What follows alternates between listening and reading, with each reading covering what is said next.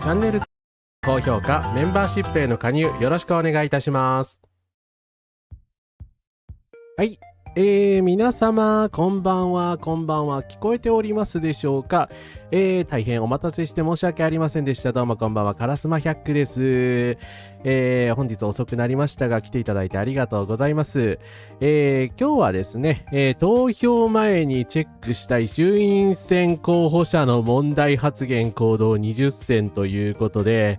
2月8日にですね、衆議院議員選挙が行われることになってしまったわけですけども、問題発言や問題行動を起こしている議員が山ほどいるんですが、ちょっと20でもすいません、多すぎた。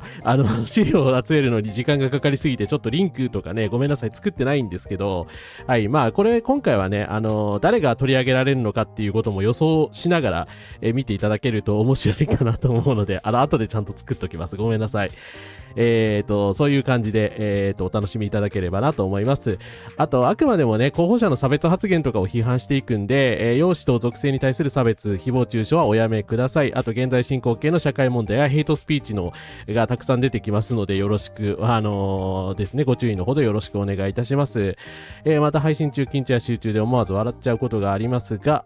候補者さんとかを嘲笑しているわけではありませんので、その点も誤解なきようお願いいたします。はい、ということでですね、皆様お待ちいたせいただきました。ありがとうございます。そして、デストロイパトリアーキー2023さんプランへようこそありがとうございます。来ていただいてありがとうございます。初コメント、メンバーシップ加入ありがとうございます。ありがとうございます。かっこいい名前ですね。いや、よろしくお願いいたします。ということでですね、音花風花さん、伊沢さん、キャミさん、ケイトさん、ペタスさん、ショウガさん、サリーさん、マヤピョンさん、アビソリュートさん、ケイトさん、オビエソイレイさん、青グランタンさん、コンカラスです。お待ちいただいてありがとうございます。維新はね、意外と少ないですよ。それは、楽しみにというか、あまり楽しい内容ではないんですけれども、今までね、割とスルーしていた、日本保守党の人たちとかはね、さすがにひどいので、ちょっと今回少し取り上げようかなと思っております。保守党に少しね、やっぱり取り上げてほしいという方もいらっしゃったので、はい。ということでですね、ナミさん、こんからすです。前々回の選挙は残り1日でとんでも発言飛び出しましたね、という。なんか常にもうとんでも発言してる人たちが、一連の人たちがいるから、もうなんかわけわかんないですよね。ヘイトスピーチ合戦みたいになってるのやめてほしいんですけど、ただ今回ね、だから、日本人ファーストも差別発言だと私思ってますけれども、それだとね、日本保守党と参政党の候補者全員取り上げなきゃならなくなるので、そういうことはいたしません。あくまで、個人の、発言というのを、ちょっと取り上げていこうかなというふうに思います。あと他にちょっと、配信の説明も兼ねてなんですが、ちょっと今回取り上げない、議員さんがいるので、特に言い訳というわけではないんですけれども、ちょっと説明したいと思います。今回の衆院選イスラエル関連議員、後でこれリンク貼っておきますが、ネットで見やすいようにいたしました。今回は参議院議員も一覧に加えておりますということで、自民党の小野寺逸則さんですとか、最近ですね、しれっと中道に入り上がった田谷亮さん、元令和新選組さんであるとか、維新の青柳仁さんであるとかですね、戦争犯罪者であるネタニヤフとこの前握手に行った人たちですね。はい。私的にはですね、全員落選してほしいんですけど、この人たち取り上げてたらですね、配信が終わってしまいますので、はい、ここでお名前を出すに、留めておきたいと思います。落選してください。はい。許しません。ということでですね、イスラエル関連議員は、今回取り上げません。そして、チーム未来さんの例の件なんですけど、公認候補者だった山本武義さんが、公認をいきなり辞退するという異常事態が、チーム未来さんで起きております。これなぜかというと、経歴を詐称してたらしいんですね。オルツさんというところの営業責任者として、ですね、会社にいたんですけど、オルツさんというところが、粉飾決算をしていて、それに、この山本武義氏というのがですね、深く関わっていたのではないかという疑惑が浮上したことで、なんとですね、公認候補者で立候補中のスキャンダルが発覚したということで、チーム未来から、ですね、排除されることになりました。はい。この政党、なんか5議席得て、国政政党になるらしいですけど、大丈夫なんですかね。はい。ということで、今回チーム未来さんは取り上げません。はい。ということで、チームオルツと言われてますよね。はい。マヤエフさん、ANA104 さん、コンカラスです。明日から北の方は大雪でしょ。投票してない人、どれぐらい出るか。いや、ほんとね、車の運転怖いレベルですからね。私の車ね、ちっちゃいんでね、何回か恥ずかしいんだけども、スタックしてしまって、もう、死にそうになりました。はい。いや、本当にね、そう、そして、ちょっと今回それも取り上げませんけどですね、中道のですね、安住淳さんという方がひどいデマを流されまくって負けそうになっているらしいので、まあ、なんとか頑張ってください。はい。踏ん張ってください。まあ、そうですね、エプスタインの事件などもめちゃめちゃいるんですけれども、もうなんかキリがないっすよね、本当に。まあ、高谷さん落選確実だろうから、そこは良かったですね。いや、ほんと落ちろよ、みんなってね。許さんぞ、中道でも。はい。ただ今回忖度してるわけじゃないんですが、中道社民党共産党さんの議員さんは、令和さんもそうか、いないです。はい。高谷さんを取り上げようか迷ったんですけど、やめました。はい。イスラエルの件しかないので。ということなんで、まあ、ただね、忖度してるわけじゃなくてですね、残りがそれだけひどいということなんですよ。はい。いや、チーム未来ほんとやばいですよね。これ下手するとね、もっと大きな話になるんじゃないかと思いますよ。だから、粉飾決算を行っていた当事者を、まあ、知ってか知らずか公認していたということで、しかも、その人たちに期日前投票で相当な票が入ってしまったっていうことなんですよね。だからこれ、責任問題じゃないかと思うんですけどね。はい。いや、ほんと車椅子の方とか無理だと思います。はい。で、8日も寒波来るということなので、皆様も本当お気をつけください。はい。ですね。プロレス団体 AEW で外国観客が反映 ISE のチャントを叫んでいた。いやーもうなんか ISE 運動みたいなの日本でも起きてくんないから反入管運動やりましょう。デマと落選の因果関係を証明できたら損害賠償請求できるんじゃないでしょうか。いや、ほんとね、安住さんね、なんか、森下さんに訴訟を起こしたら勝てるんじゃないかっていう気がするんですけど、まあ、ただ森下さんが煽ってるわけじゃないですからね、ちょっとややこしいことになってますよね、宮城はね。はい。そうですね、チーム未来急激に、まあ、インプレッションが下がっていて、まあ、これはダメだろうっていう感じになってますよね。はい。池田太作さん、コンカラスです。名前なんてネット調べたら一発でわかるのにね。いや、だから本当知らなかったのかなって思いますよね。代表もね。ということで、まあ今回取り上げませんけども、チーム未来さんは大変なことになっております。はい。ということでですね、ちょっと一人ずつ取り上げつつ、まあ現在ですね、ちょうど、中盤情勢が出ておりましたので、まあそれもですね、三春美月さんがちょっとまとめているものがありましたので、そういったものも取り上げつつ、一人一人紹介していきたいなと思います。まあ紹介というか、まあなんというかなんだけど、はい、ということで一人目です。沖縄3区中間明子候補、参政党新人。はい、残念ながら参政党ですね。いや、なんか経歴だけ見るとですね、医療器具メーカーの、まあ、で働いてらっしゃったりとか、人材育成会社やってたりとか、ちょっと口述しますけど、お菓子屋さんをやってたりですとかですね、なんかいい感じの人っぽいんですけど、はい、まあ、何を言ってらっしゃるかっていうと、まあ、善意の再負担は最大でも 35% という上限を決めましょうと、辺野古の移設にはですね、私も、右派として反対の立場でございますと、あれそんなに悪いこと言ってなくねって感じなんですけど、はい、この前沖縄タイムズで取り上げられたので見た方もいらっしゃると思いますが、早速人種差別発言をしました。参政党中間明子候補が外国人差別発言、犯罪と結びつけ日本人が歩けなくなると、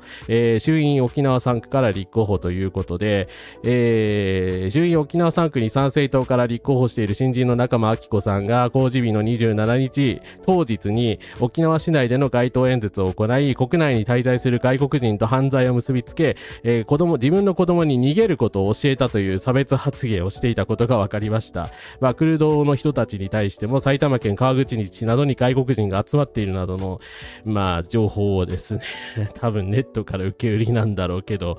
発言してしまったということでして、いやでもなんかほんとこういうの見るとへこみますよね、ヤマトの一人としては。だからよりによってうち団地の人がですよ、多分ご出身はね間違いなく沖縄なんです、確認してますな方なんですけど、その人が参政党に入ってよりによって外国人差別発言をしているという、なんか二重三重に救いのないちょっと事案ですね。はい。いや、ほんとヘイト議員多すぎだろっていう感じだし、やっぱり党を挙げてやっぱヘイトスピーチを推進してると言われてもしょうがないですよね、本当に。はい。ですね。参政党の議員って子ども食堂とか保育士とかだからそういう属性の人をわざと選んでんじゃないかって気がしますよね。だから福祉とかその子ども関係に関わりのある人をですね、わざとそういう候補として選んでるのではないかっていう疑念もあるんです。北海道にもそういう人出てるんですよ。だから差別発言をしなきゃいけないノルマでもあるのかと。いや、アメリカのことだったらね、まだわかるんだけど、沖縄だから、川口のことを言ってるみたいなんで、これは差別発言としか言いようがないですね。はい。大変残念です。はい。ということで、落選してほしい仲間さんなんですけど、なんかですね、検索したらですね、彼女別にだから、その参政党にとても入りそうにないような、経歴のお方でして、なんかですね、仲間と一緒に、めぐりという会社を、スタートアップで、全員女性、3人女性でですね、立ち上げてみたりですとか、自分はですね、フルーツポンチ株式会社というのを作って、お菓子屋さんをしたいとか、派遣会社をしたいというようなことでですね、2021年から規格外フルーツを活用した洋菓子店を、沖縄で、開業いたしまして、今は東京にも支店があるそうです。いや、だからなんでこんな素晴らしい経歴の持ち主の人が参政党に入ったんですかね。おかしくないですか？なぜってどこで間違ったのっていう感じなんですけど、なんかただ一応オーガニックとかに興味があって、そういった方面からね、おそらく参政党に興味を持ってしまったのかなという気がするんですけど、確実に騙されてると思うから、中場さんはですね、今すぐ参政党を辞めて洋菓子店に戻るべきだと思います。ちなみになんですけど、なんかこの中間さんのお店自体ではないんですけどですね、こういうミャンマー人のスタッフの方をですね、この別の、社長の方はですね、雇い入れをしてて、外国から来ていらっしゃる人材の方を活用しましょうみたいな話をですね、中間さんと一緒にしてるんですよね。いや、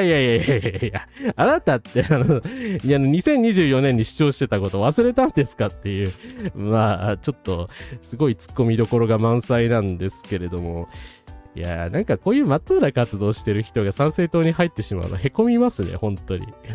悲しい気持ちになりますね。はい。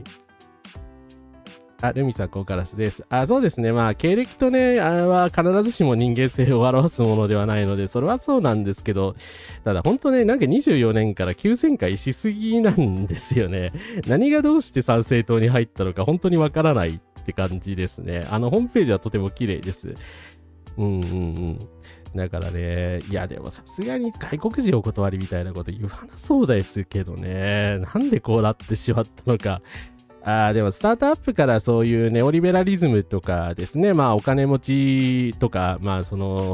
政党が推進してそうな、ああいうビジネスの方向に進んでしまうっていうことはあるんですかね。活用じゃなく利用しているのではないかと。オーガニックというか自然保護というか生態保護とか考え方が似てるせいで排外主義に取り込まれる危険性も高い。だからね、気候変動活動家の人たちそんなことないんですけれどもね、なんか日本だと右翼に取り込まれちゃってますよね。はい。ということでですね、ただ沖縄県での戦いなんですけれども、仲間さんはですね、ずっと記述なし厳しいということで、島尻さん相手にだいぶ苦戦していた中道の矢良さんがですね、巻き返しを図って今横一線だということで、ですね、赤嶺さんもちょっと横一線なんですげえ心配なんですけど、今のところですね、完全にほぼ互角の戦いを繰り広げているそうです。なので、なんとかしてオール沖縄で全勝してほしいなと思います。はい。サンセイトバスターさん、ここからです。神谷が日米の上層部双方から選挙妨害を受けているという妄想をしています。どういう方向性なんですかね、それは。というか、参政党の候補者なんで3人もいるんですか、沖縄に。おかしいでしょ。沖縄に関する神谷宗平の発言聞いてらっしゃるのかなという感じなんですが、はい。まず1人目、中場明子さんでございました。いやー、本当赤嶺さん勝ってほしいですね。絶対通ってほしいなと思います。はい。というわけで、続き2人目に行きます。これ方ですね、ほとんど知られてない方じゃないかなと思うんですけど、日本保守党岩国市議の石本隆氏を公認、衆院選比例中国ブロック候補ということで、今回衆院選の日本保守党ブロックの、単独候補として、元山口県岩国市議の石本隆さんが公認されております。自動的に市議を実職して、今回ですね、日本保守党から出てらっしゃるそうでございます。去年のですね、10月23日に百田直樹が、公表してるんですけど、石本さんですね。失礼しました。石本隆さんが、日本保守党を所属したことをお知らせしますと、岩国市のメガソーラーなどにバンバン反対しておりますということで、なんかYouTube でもずっとメガソーラーと、それ一本で来てる人なのかなという感じなんですが、これだけだったらね、普通のって言ったらちょっと、日本保守党の時点であれなんですけど、右翼の議員さんかなという気がするんですけど、ちょっと衝撃的なことが、判明しまして、2019年11月、審判者私たちの一票、人を殴って逮捕されたのにやめないとは甘い。7月に傷害容疑で現行犯逮捕された石本隆岩国市議の事件で、ある市職員がそう漏らした。書類送検されたが、地検岩国支部は不起訴とし、市は議員辞職しませんでした。で、びっくりしたんですが、なんとこの方ですね、2019年に、自分のところ従業員の顔を拳で複数回で上がって怪我を負わせ、傷害の容疑で現行犯逮捕されるという不祥事を起こしております。しかもそれなのに、市議を辞めないというです。なんでっていう。すごいこんな人がいたのかという、なんかある意味納得なんですけど、それでですね、それがきっかけなのか何なのか知りませんが、有本香織さんとも仲良しだそうでございます。はい。2019年に自身が経営する会社の従業員の顔を殴り、傷害の容疑で現行犯逮捕され、本人も容疑を認めた石本さんが、本日日本保守党所属になったと発表。なお、石本氏は10日に朝8に出演したばかりで、有本氏の知人のようであるということで、去年の10月の時点でですね、要注意候補者ということで、いつも参政党をウォッチしてる参政党じゃない、保守党もウォッチしてるマックさんなんですけど、いや、参政党でも公認しない人を公認したのかよっていうですね、ちょっとびっくりしますよね。この経歴はさすがに公認できないでしょという、感じなんですけど、日本保守党なんだよなっていうですね。はい。ひゆきさん、ここさん、コンカラスです。昨日のホギさんのセッションすごかったみたい。そうなんですね。もう日本保守党さんは、だからわざとこの方を選んだんですかね。ちょっとびっくりしちゃうんですけど。いや、みたいな。沖縄に自民党人員がいっぱい乗り込んできてんですね。もういい加減にしろよな、あいつら。本当に参政党と自民党は沖縄に来ないでください。で、まあ、当時、だから、ですね、3年前か、2023年にですね、百田直樹さんと、まあ、一緒に共演してまして、その頃からですね、ちょこちょこたまにゲストとして出たりしているようでございます。まあ、詳しくはね、全部見てないんで、あれなんですけど、まあ、この地元のですね、メガソーラーがやばい、メガソーラーがやばいとずっとこういう反対運動みたいなのをですね、石本さんしてらして、まあ当時からですね、日本保守党と、結構親しい関係にあったということみたいでございます。はい。まあ、だから本当ね、ヘイトスピーチばっかりしてる政党なんですけれども、ただですね、まあ中国の比例代表の、まあ、関係を見てみると、読売の、終盤情勢ですが、日本保守党に関する言及はございません。中国ブロックに関しては自民党が5議席、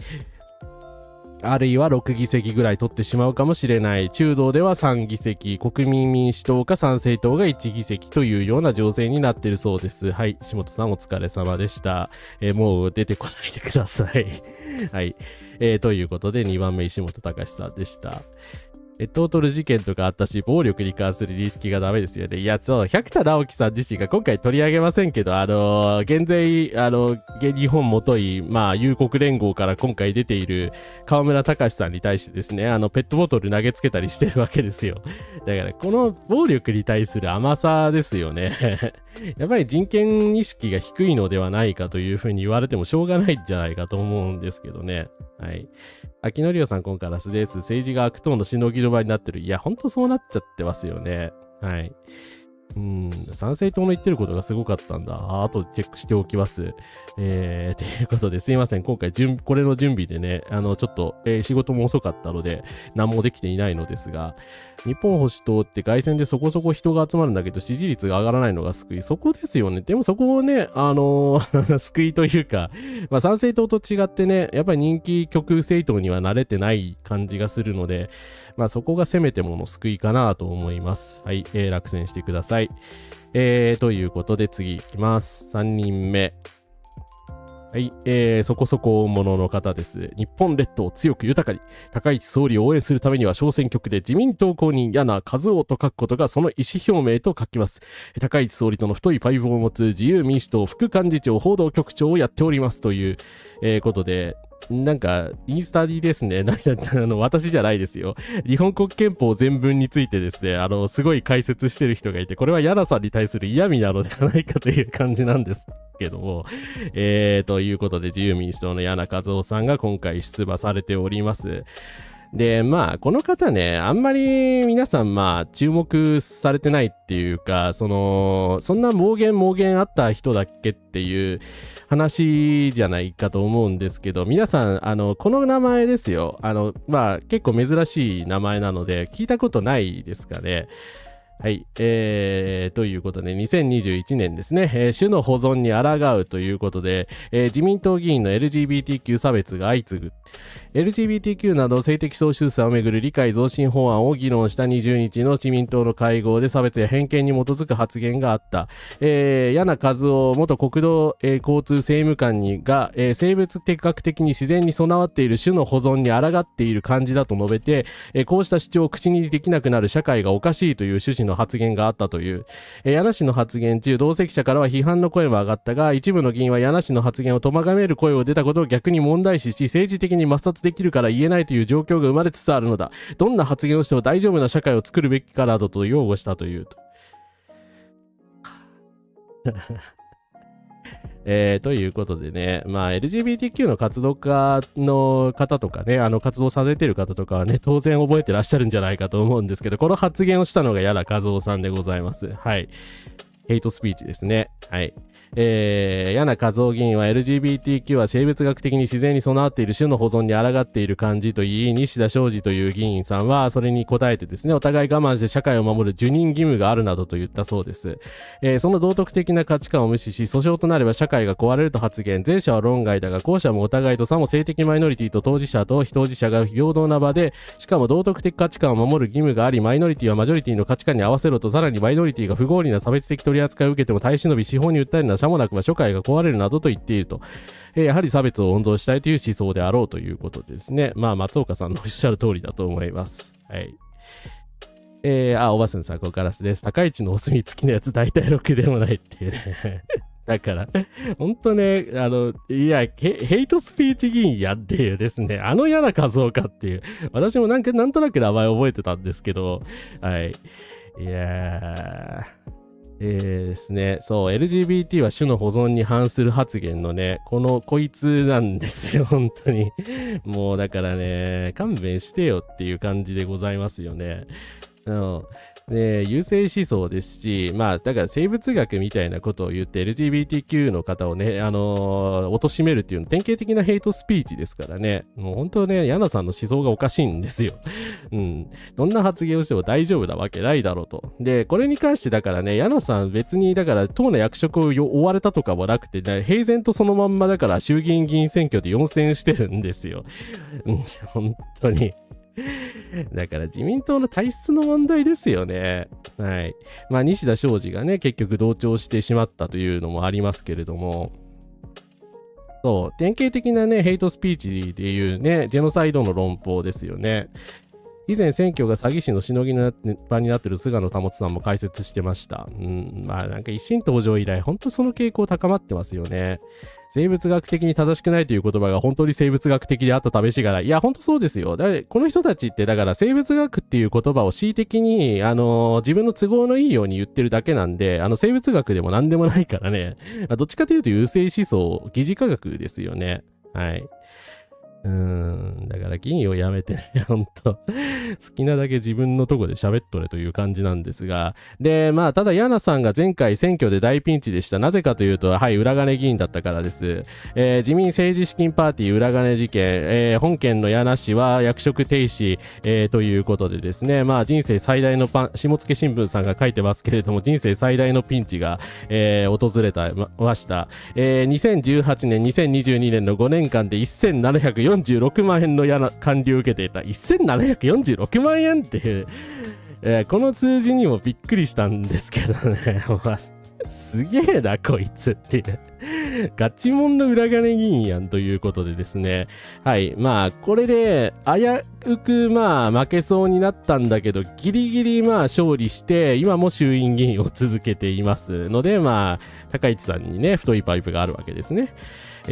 の時の生き残りということでですね、まあただそうなんですけど今また大ピンチに陥っておりまして、なんとですね選挙情勢が渡辺晋太郎さんというまあ謎の無所属の人に押されて激しく競り合っている状態だそうです。これ私もわけわかんなかったんでちょっと朝日新聞を読んだんですが、これちょっと有料記事なんですけども、自民党と元自民党の渡辺晋太郎さんが無所属で、まあ、出馬してですね3つどまりになっているということで、なんかヤナさんのことを気に入らないこの渡辺さんという方がですね、もともとその渡辺道夫さんという方の太い地盤だったようなんですけれども、で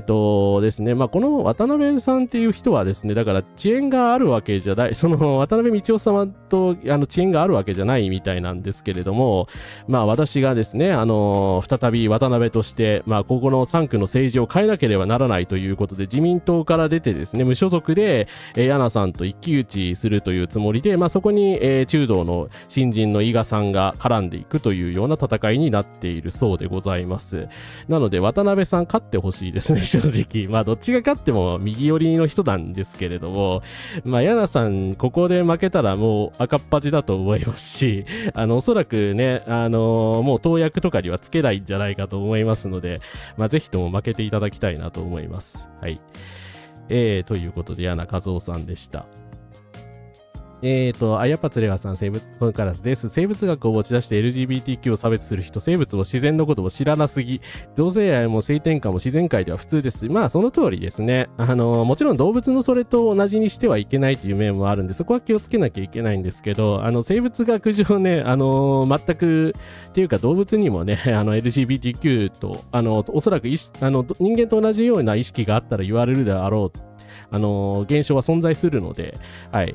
全く不思議なことではありません。相葉修さん、ここからです。期日前投票行ってきました。お疲れ様でございました。お疲れ様でした。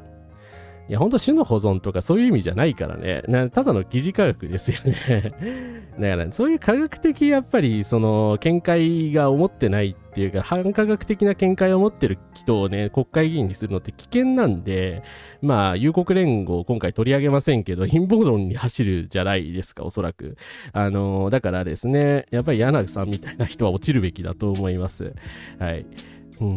ですね。これだけ儲かるならやめられんわ。さっさとやめてもろて。そう、保守分裂選挙になったんですよ。いや、でもここね、ほんと中道が勝ってほしいですけどね。でもなんか今の情勢だとちょっと、まあ、渡辺か、まあ、柳かみたいな感じになってしまっているそうで、そこはほんと残念な感じですよね。はい。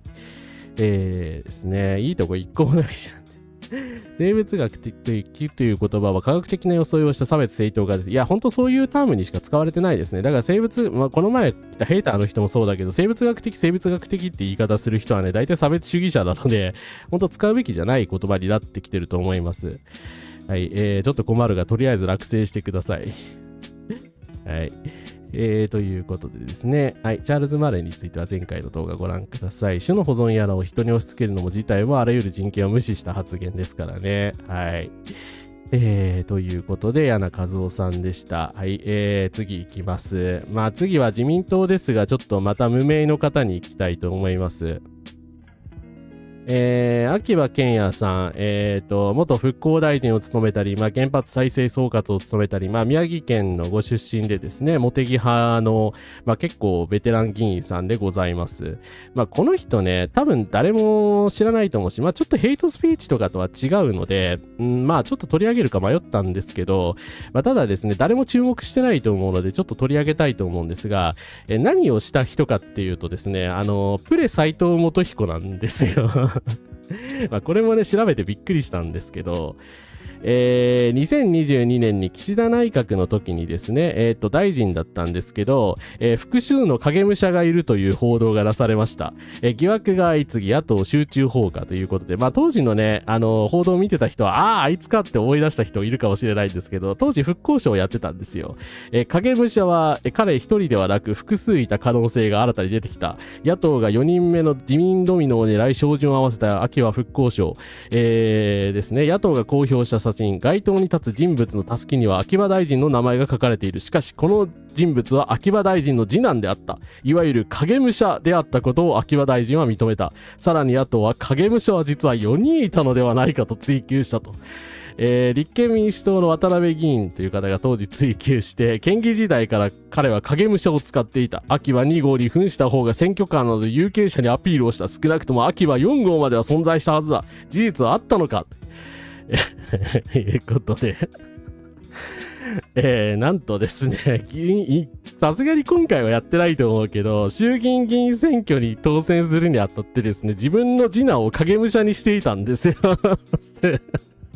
そんなやつおるっていう。まあ、これをまたしかも公認してるんですね。今回自民党は。いや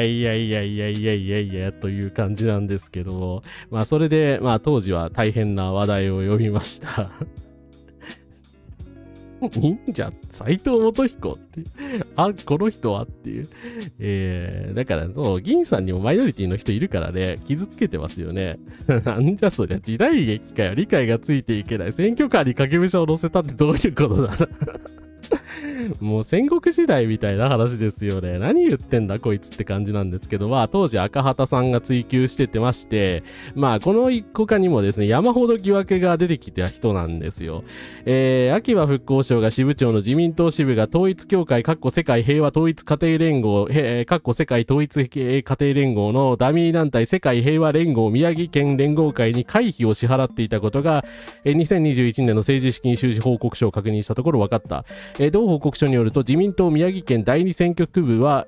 昨年7月世界平和連合宮城連合会に会費として2万4000円を支出し、なんと同連合会の住所は、仙台市青葉区にある統一協会の政治組織勝共連合の事務所と同じ部屋であったという。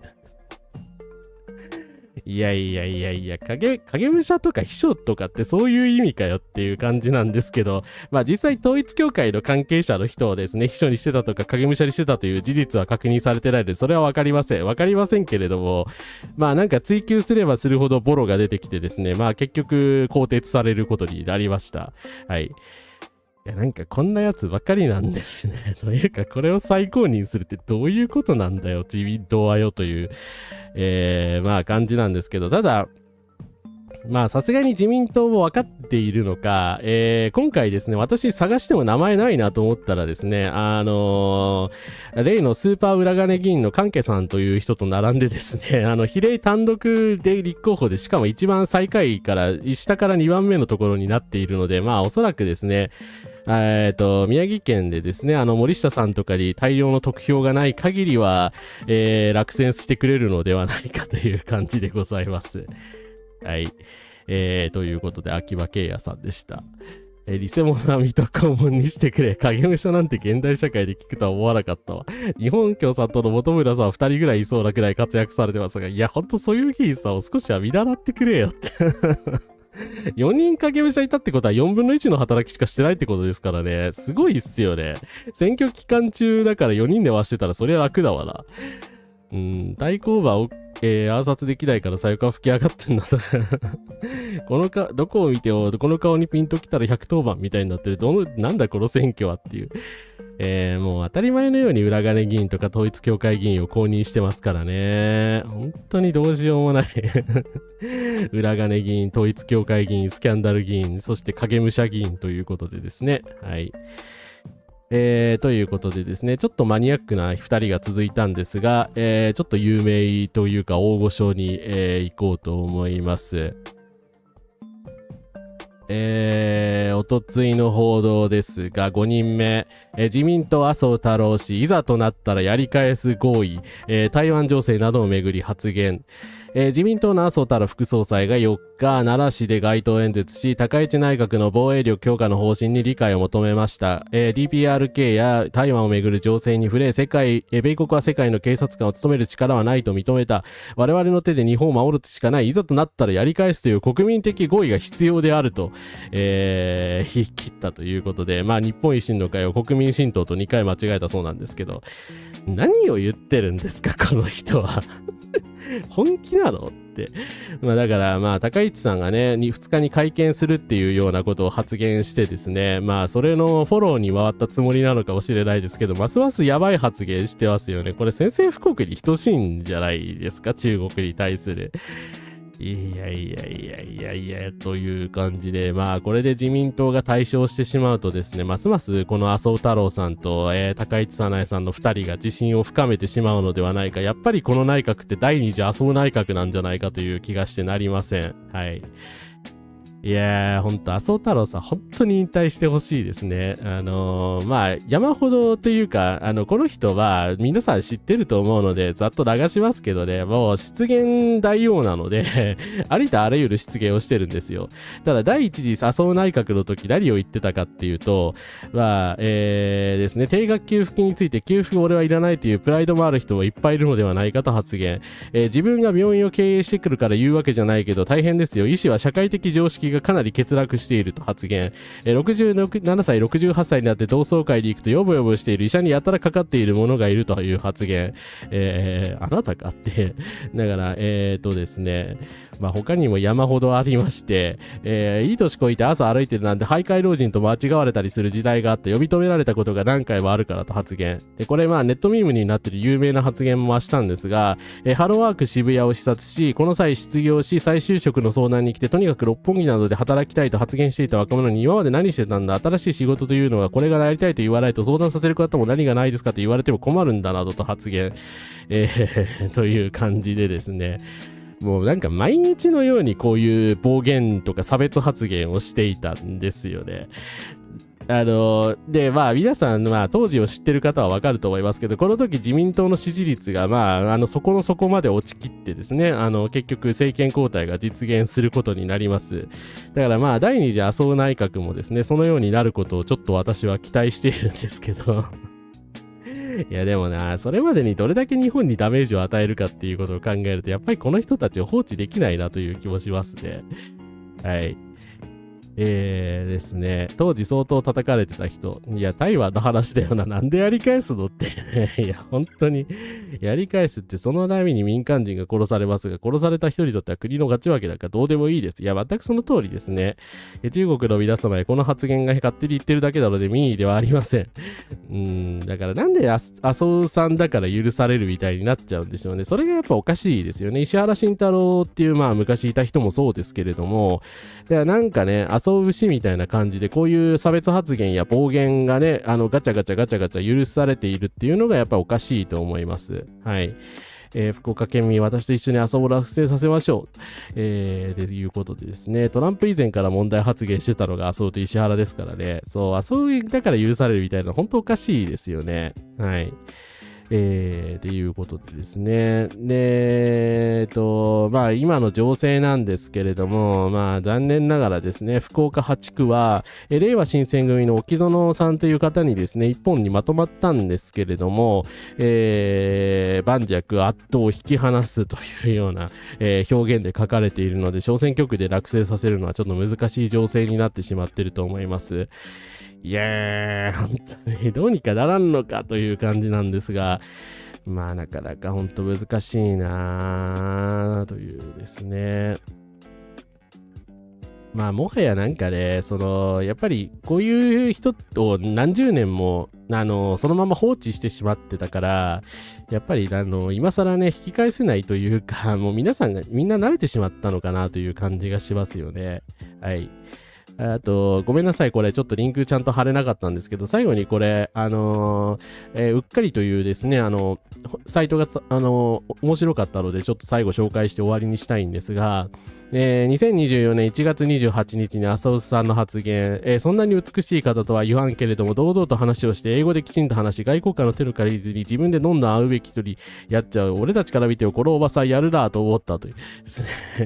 ね。当時、まあ、上川陽子さんというですね、総理首相候補だった人に、もし高市さんが女性で初の首相じゃなかったら上川さんだと言われてたんですけれども、まあ、その人に向かってわざわざこんなことを言ったと。容姿に言及したことなど表現に不適切なことはあったは否めず撤回させていただきたい。2024年にこの発言してんですよ。でも、だから、政治の世界にいるべき人じゃないですよね。しかも総理候補だった人にこの発言してるわけですから、多分高市さんにも裏ではこういうこと言ってるよね。高市ファンの人はね、せめて麻生太郎には切れてくださいよって、個人的には思います。この人ほんと女性差別主義者なので、はい。ということですね。水害被害に遭った岡崎市を視察して名古屋じゃなくてよかったと発言。そうだ、そうだ。もう山ほどありますからね。ほんとそういう暴言、差別発言の類が。そうだから本当ね、遊ぶしみたいなので、こういうね、暴言とか差別発言を感化してきたマスコミも悪いですよ、本当に。放置してはいけない人だから、はい。服の着こなし以外全てがダメってだからなんでね、この麻生太郎さんのファンの人ってなんか容姿のことばっかり褒めるんだけど、だから、ね、この本人も容姿で人を判断したりする人だから、まあルッキズムだし差別主義者ですよね、普通に。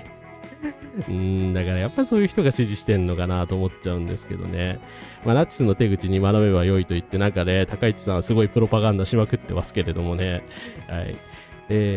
シントさん、ここからです。そうですね。上川さんも悪いんですよ。麻生さんにね、だから、まあ多分、高市さんもそうだと思うんだけど、やっぱりその、年長のおじさんだから、多分何も言わないんでしょ？だからきちんと反論しないし、まあいいんじゃないですか、それぐらいみたいな感じだったんですよね。まあ自民党でやっていくにはそれしかないのかもしれないですけど、やっぱりそれがね、まあ自民党が差別政党であると言われるゆえんですよね。はい。海外なら本当政治家生命終わってますよね。上川さんが反論批判しないあたりがね。はい。本当闇が深いなと思います。はい。ごめんなさい。保守党の多分福岡の人取り上げられないと思う。ごめんなさい。保守党はね、まだ取り上げる人がいるので、ちょっとそれをお待ちしててください。はい。ということでですね、麻生太郎でした。はい。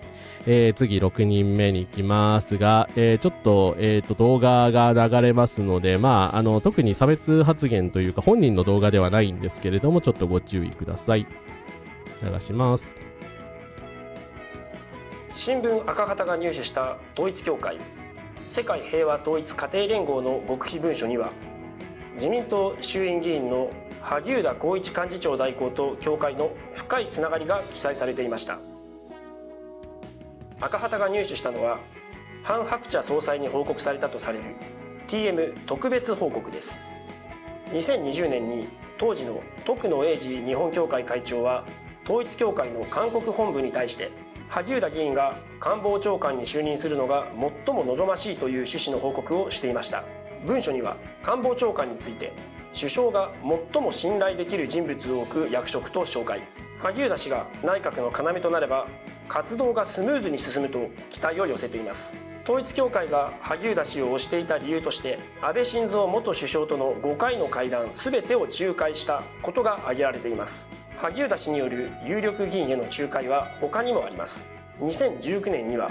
当時の岸田文雄政調会長とアメリカのギングリッチ元下院議長との面談に教会関連団体の幹部が同席していました。この同席について文書は、萩生田文科省の仲介と記しています。2022年7月の安倍元首相銃撃事件後に、統一教会と自民党議員との癒着が注目されました。この時に萩生田氏が否定も肯定もせず懸命に回答したと教会は称賛しています。さらに裏側では、萩生田氏が教会に対して、私は大丈夫です、そちらが大変ですねと励ましの言葉を送ったとされています。そんな萩生田氏を高市早苗首相は党幹事長代行に起用し復権させています。自民党と統一教会の癒着関係をめぐる反省は未だ見えていません。はい。ということで、赤畑さんが2分でね、完璧に説明してくれたんで、あんまり付け加えることもないんですけど、はい、萩生田光一さんですね。はい。なぜ復権したんでしょうね、萩生田さんは。確かに選挙にはね、勝ちましたけど、八王子決戦で。そうだけどさ、おかしいでしょ、幹事長代行なの。これほどのね、闇がある人なんですよ。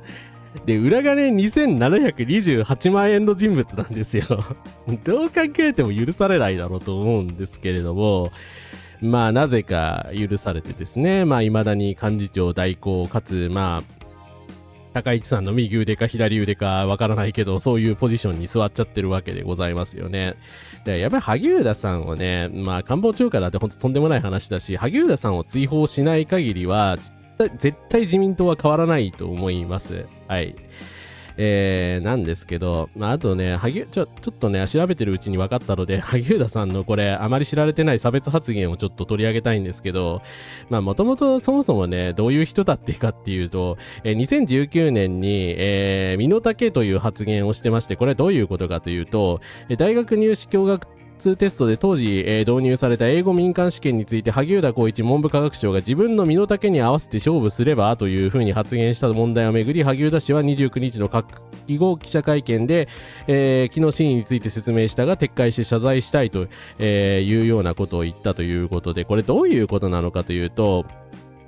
当時から英語民間試験っていうのがですね、3年時に受けた2回までの成績が志望の大学に行われるっていうシステムを作ったんですよ。で、1、2年時に練習として受験する回数に制限はないんですけれども、試験料が高額なものがあるほか、会場が都市部に多くなると予想されていて、経済地域格差があるということをですね、指摘されてたんですよ。だから、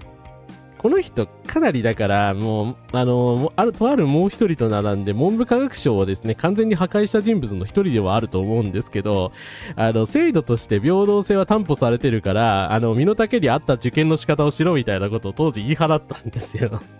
ふざけんなよって、お前が教育格差を拡大させたんだべやという、もう本当にもうだから正直文科省としても悪性を強いていた人なので、全然ねいい仕事してた。だから高市さんはね貴重な人材だからね、その有能だからそこは許してやってくれみたいなこと言ってましたけれども、とんでもないですよ。萩生田さんのせいで国立劇場もあんなことになってしまったしね。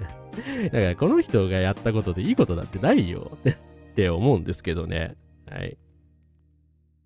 いや、ほんとね、働くのバカバカしくなりますよね。なんでこの人が2728万円懐に入れられるんだよっていう。本当ね、これで統一教会を平気で切り捨てようとしてるのもすごいですよね。本当に。萩生田の応援に、小池百合子さんが来るみたいです。細貝さんにはなっちゃんが来るとか。そんな感じになってるんだ。いやー、小池さん来ないでいいよ。いや、ほんと許しがたい発言ですよ。貧乏人はそう、受験するなっていうことですからね。だからね、日本の文部科学をめちゃめちゃにしたしね、統一教会で、まあ、自民党もめちゃくちゃにしたし、クラッシャーですよね、正直。いない方がって思っちゃうんだけど、なんで高市さんはこの人を本当に重用しているんですかね。その気になればね、彼女の今の権力だったらね、萩生田さん頭上がらないはずなんだから、別に党幹事長にしなくてもよかったような気がするんですけどね。ほんとわからないですね。はい。ちなみにその萩生田さんなんですけど、先ほどちょっとコメントありましたがですね、細貝さんと中道の細貝さんとですね、もう熾烈な戦いを繰り広げられています。今度こそ倒せるのではないかと、八王子決戦でですね、前回ちょっと、中道立憲側が敗れてしまったんですけども、今回はね、やっぱ比例票でね、復活しちゃうんだろうな、どうせと思いつつもですね、ここで選挙区でやっぱり落とせれば、幹事長ではもうなくせるというような気がするので、ぜひとも細貝さんには勝っていただいてですね、はい。ちょっと選挙を変えてほしいなと思います。はい。ということで、萩生田光一さんでした。深田大江さんのさりげなく一番下にいるんですけどね、ずっと萩生田さんを誹謗中傷してた陰謀論者の深田さんなんですけど、深田さんとかね、参政党とかね、正直私はね、陰謀論者ですから、出馬すべきではないとは思いますけれども、うまい具合に萩生田さんを削ってくれてはいるのかなという気はしますよね。はい。そう、24か深田さんもいるしね、参政党もいるし、国民民主党もいるんですけど、だからね、誰が誰の票を削ってるかよくわかんないんですけどね。はい。そんな感じで、なんとか中道には勝ってほしいなと思います。はい。もちろん深田さんダメですよ。トランスヘイターですからね。はい。陰謀論者なので、はい、気をつけてください。ということで、萩生田光一さんでした。はい。ということで、次はですね、自民党といえば、っていうか、自民党のですね、スキャンダラスな議員さんといえば、やっぱりこの人も忘れちゃいけないということで、とある人を紹介したいと思います。公職選挙法違反の疑いで検察の捜査が行われている菅原一秀前経済産業大臣の議員辞職が先ほど許可されました。菅原氏は選挙区内で秘書が香典を渡すなどしていた事件で再捜査を受けていました。1日に自民党に離党届を提出し、国会に議員辞職願も提出していました。菅原氏は本当に申し訳ない、けじめとして辞任する決意に至ったなどのコメントを発表しただけで、公の場に姿を現していません。野党側は説明責任が果たされていないと批判しているほか、公明党の山口代表も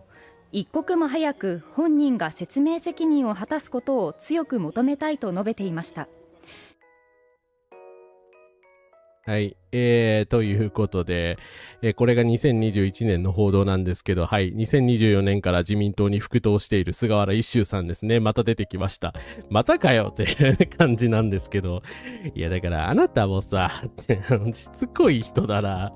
21年に公職選挙法違反を受け、衆議院議員を辞職し、公民権停止3年の有罪判決を受けておりますが、前回24年の衆議院議員選挙で出てきて、今回も出てきているということでございます。で、今コメントにあるんですけど、なぜこの人がカニメロンと呼ばれているかというと、カニとメロンを送ってたからです。菅原一秀経済産業省は19年、の、当時の参院予算委員会にて、十数年前に選挙区内の有権者にメロンやカニなどを送っていたという疑惑をめぐり、立憲民主党が入手した品物や送り先などが記載されたリストについて、議員会館と練馬の事務所を全て探したが、現時点では見当たらなかったと、当時はですね、疑惑を否定してたわけですね。まあただその後ですね、ずっと追及されるにはカニメロンと追及されるにあたって、まあさすがに擁護しきれなくなり、まあついにですね、自民党議員辞職して、まあ公職選挙法違反でですね、有罪判決を受けるに至ったわけでございます。はい。ということなんですけれども、なんでこういう人を復権させようとするのかな。本当にわからないですね。はい。もう、カニメロン菅原で定着してますからね。もう、さすがに帰ってこないと思ってたけど、また出てくんのかよってちょっとびっくりしましたね。それでですね、そう、差別発言とかもですね、ある人なんですけど、まあ、こんな感じでですね、東京9区からまた出馬してるんですけど、ですね、まあ、香典、生け花、メロン、カニなどを送り、選挙組員を買収し、公職選挙法違反で公民権停止3年間罰金の40万円、秘書給料をピンハネした疑惑もある。女性は25歳以下がいい、25歳以上は女じゃない、子供を産んだら女性じゃないと気持ち悪い暴言を吐いたっていうか、女性差別発言ですよね、これ。レッドのデマ情報を信じ、蓮舫氏にデマ発言をした。藤倉義郎さんと鈴木エイトさんが事務所に取材に訪れた際に、こちらでお待ちくださいと言われ待っていたら喧嘩と言って警察に虚偽通報した。上記2人を刑事告訴するも東京地検は不起訴処分にしたということでですね。もうまとめられると本当にひどいなね。まあだから当時からですね、有田こういうことをずっとやっていた人なんですよ。だから自民党はそういったね、こういった差別発言であるとか、ネットデマを流したことだとか、そういったことを理由にですね、追い出せばよかったのに、まあ、未だにかばい続けているし、まあ、公認し続けているっていうことでですね、まあ、何の反省もしてないという、党として何のけじめもつけてないと言われてもしょうがないんじゃないかと思います。ですね。もうショッカーの会心みたいな名前になっちゃってるけど。はい。菅原一秀さんという名前自体をいじってるわけではありませんので、はい。ですね。カニメロンなくても赤い。ひどい。本当にひどい。ひどいわって。露骨すぎる有権者買収。そう。だから本当はね、本当に笑えないね、悪事をしでかしてる人だからね、絶対公認すべき人間じゃないんですよ。はい。で、まあ、ただですね、現在どのような感じになってしまっているかというと、9区でですね、山岸一生さん、柔道のですね、デッドヒートを繰り広げておりまして、もしかすると菅原さん勝っちゃうかもしれないという状況です。いやー、なんとかしてくれよ、マジで。さすがに、萩生田光一さんだったらは仕方ないからと100歩譲って思いますけれども、山岸さん、菅原さんに負けたらシャレにならないですよ、これは。絶対に勝ってほしいんですけれども、まあ今のところ情勢は接戦、競り合う、白昼しているという、評価のようでございます。はい。まあ9区の方はですね、もう投票行っちゃったかもしれないですけど、まあ鼻をつまんで中道に入れてくれればと思います。いやー、前回の接戦でこれに負けるのかよっていうね。だからね、まあだから前回はね、確かに菅原さん負けてるんですけれども、前回もそれなりに迫られてたんですよね。だから今回さらにまあ自民党に今ね、高市さんのせいで勢いがあるから、ちなみに今回高市早苗さん本人は取り上げません。言うの忘れてたけど、はい。本人はさすがに取り上げませんが、ということでですね。いやー、本当にね、山岸さんに入れます。ありがとうございます。ね、こんなんが勝ったらさ、っていう。ただね、負けてもね、やっぱり今、自民党の比例票がとんでもないことになりそうだっていう、まあ噂があるから、そうなると、まあ下馬評のように私が言ったように300議席とかになっちゃうと、もしかしたら菅原さん復活するかもしれない。惜敗で復活するかもしれないですよね。という感じでございます。はい。ということで、菅原一秀さんでした。はい。はい、次8人目いきます。サクサクいこうと思います。はい、次は、他党の大物の人です。私は政治家として、信念理念を持って発言してますから、謝罪や撤回するという気は全くありません。馬場代表は23日に、共産党は日本からなくなった方がいい政党などと発言しました。馬場代表は、共産党は破壊活動防止法に基づく調査対象団体だと指摘し、政府が危険な政党と見ていると説明しました。共産党からは発言の撤回を求められていましたが、これを拒否しました。共産党側は不快感を示しています。日本からなくなった方がいいと、存在そのものを否定する議論っていうのは民主主義を否定する暴論である。小池書記局長は維新側に抗議文を提出したことを明らかにした上で、改めて発言の撤回を求めました。はい。ひもくさん、ここからです。すいません。いきなりパンチの映像で申し訳ありませんでした。23年7月の、馬場さんの最も有名な暴言、共産党は日本からいなくなった方がいいというですね。はい。馬場信之、元維新の会代表でございます。この方もね、だから、本当に口が悪いですよね。かなりなんか昔からですね、あんまり知られてない気もするんですけど、ありとあらゆる差別発言をしているんですよ。維新をね、追ってる方はね、すいません、気泡だと思いますけど、2013年に堺市長だった当時竹山さんを否定し、むしゃくしゃ食べまくった太った豚がいますという、これなんか二重三重に差別発言なんですけど、そういったことを言ったりとか、2020年に ALS 患者の女性に薬物を投与して死なせたとして逮捕される事件が報じられると、令和新選組の船越康彦議員が、当事者として、強い懸念を抱いている死ぬ権利よりも生きる権利を守る社会にすることが大切だという当然のコメントをしたところ、なんか議論の旗振り役になるべき方が議論の封じるようなコメントを出しているのは残念でございますみたいな、はっていや、何を言ってんねんみたいな。当時のね、だから当事者の方がヘイトスピーチに抗議しただけでしょという、意味不明の発言をしてみんなをびっくりさせたりとか、21年には立憲民主党をね、日本からいらない政党だと言ってみたりとか、2022年6月にはですね、擁立した、維新の女性候補の名前を間違えたし、あまりに可愛いので間違えたとセクハラ発言をしたりですとか、とにかく枚挙にいとまがないですね。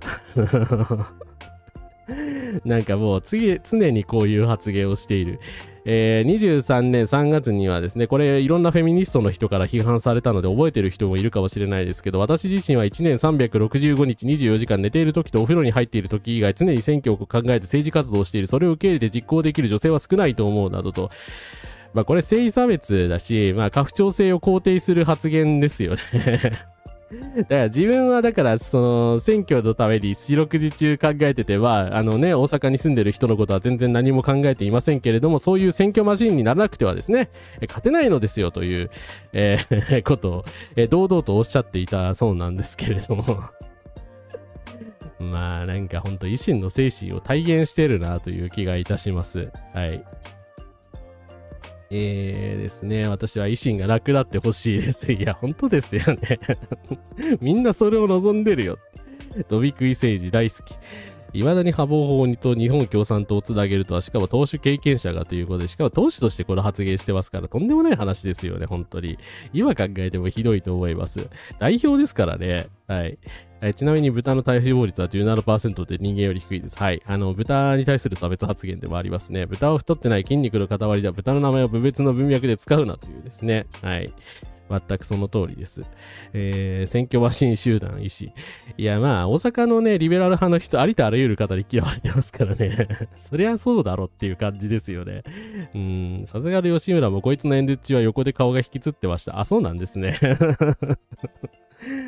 ただですね、そんな馬場さんなんですけど、選挙敗北の責任を取ってある時突然ですね、代表を退いていただいてしまうことになります。馬場さんどうしたんですかという感じだったんですけど、23年8月にですね、一筆いただいて物忘れが激しくなった時に維新馬場代表、社会福祉法人乗っ取り疑惑、認知機能が衰えた理事長にという、週刊文春で報じられたんですが、社会福祉法人の当時の理事長さんに任意の財産管理契約を結ぶ文書を、書かせたということで、馬場事務所が女性理事長の財産を私的な形で管理していたことが週刊文春の取材で分かりました。この問題をめぐり馬場氏が社会福祉法人の元理事らと会議する様子を収めた合成データも入手されましたと。認知症の方の財産管理については事件化するケースも多く、成年後継制度など公的枠組みを利用することが推奨されているということで、ですね。だから認知症の理事長さんに付け入ってですね、社団法人を乗っ取ろうとしたのではないかというとんでもないスキャンダルが発覚しました。なんかこの後しれっと代表をお辞めになって、文春はですね、300万円の名誉毀損で、事実無根の報道であるということで訴えられてます。ただその後ですね、続報がないんですよ。だから週刊文春って、結構やらかすので、だから証拠固めをする前にこれをやってしまったのか、それとも、本当に疑惑がなかったのか、それとも裏で手打ちしたのか、わかりませんが、未だにですね、真相は謎のままになっております。だけども、これ政治家やめなきゃなんないレベルのスキャンダルじゃないですか。なんか党の代表を退いたことで、もう誰もなんか馬場さんのことこれ追及しなくなりましたけれども、いいんですかね、放っておいて。大変な問題だと思うんですけど。なんか維新の皆さんの人権感覚がよくわかるなと思う疑惑でございました。はい。ですね。いや、ほんとこれでね、猫ババ、名前いじるのはごめんなさい。よろしくないんですけれども、そう。だからですね、でもこれやってんのに、本当にやってたとしたらね、完全な犯罪ですからね。だから、当然刑事事件になると思うんですけど、未だに真相の謎のままになっちゃってんですよね。はい。だからね、国政政党代表としてね、共産党滅びろみたいなこと言いながらこれをやってたわけですからね。信じられないっすよね。韓国でそのユン・ソンノル大統領が非常戒厳令を出した時にも緊急事態条項を導入しなければならんみたいなね、わけわかんないことを言ってたんですよね。そう、思い出した。だから、ここにも書いてありますね。これ日本でやったら大変なことになるでしょうけど、一体何が起きているのかわかりません。ただ、韓国で起きることは日本でも起きる可能性はあるということを自覚しないといけない。憲法改正で緊急事態条項を整備すべきですと。いや、ユン・ソンノルがクーデターを起こしたことが問題なのに、なんで緊急事態条項を整備すべきっていう話になるんですか。なんでユン・ソンニョルの側に立ってるんですかという、いろんな人からそうツッコミがあったと思います。はい。で、その馬場さんなんですが、さすがにというかですね、17区ではですね、一瞬だけ自民党と横一線になったんですけれども、未だに有利な状況をずっと続けていまして、落ちないだろうなという気はしますけれども、このままにしておいていいのかな、本当に。この人といい、他の維新の人たちといい。なんか放置してはいけない問題を抱えてる気がするんですけどね。はい。ということで、維新の馬場さんでした。起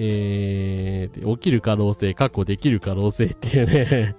だからそう、完全にユン・ソンニョルの側に立ったコメントをしてたんですよ。それびっくりしますよね。ってユンの側に立つのっていう。N 国浜田聡も共産党禁止と言ってる。そういえば同じようなこと言ってましたよね。はい。だからそれはね、ダメでしょ。クーデターを肯定しないでください。なんかスパイ防止法とか緊急事態条項とか今回勝ったらやるみたいなことを言い出してますけれども、とんでもない話ですよ。いい加減にしてください。おやめください。はい、以上です。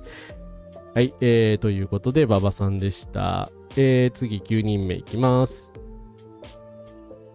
丸川珠義お助けください。涙の叫びに愚か者めが失笑の声。田橋慎太郎らレオリベ論客らも呆れということで、これ2024年の記事なんですけど、10月27日当時投開票した衆議院議員選挙で決死のアピールを続けていた自民党の丸川珠義をめぐり SNS で呆れる声が相次ぎました。丸川氏は自民党派閥の政治資金裏金パーティーをめぐる事件をめぐり、パーティー券の還付分822万円を政治資金収支報告書に記載していなかったとして党内で、戒告処分を受けました。選挙区一本です。どうかお助けくださいと、涙ながらにずっと訴えていたんですけど落選しました。はい、おめでとうございますということで丸川珠代さんなんですが、また出るのかっていう感じでですね、ただ裏金議員復活選挙に今回なってますので、丸川さんもですねきっちり、比例でも選挙区でも出ております。はい。もういい加減にしてくれよという感じですね。はい。愚か者がってそう、なんで言われるかっていうとですね、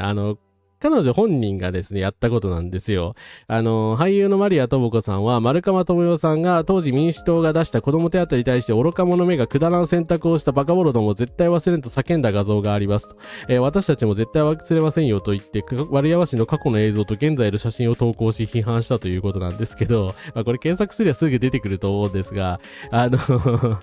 民主党政権を批判したいがあまり、この愚か者めが T シャツみたいなのも作ってね、批判したりしてたわけですよ。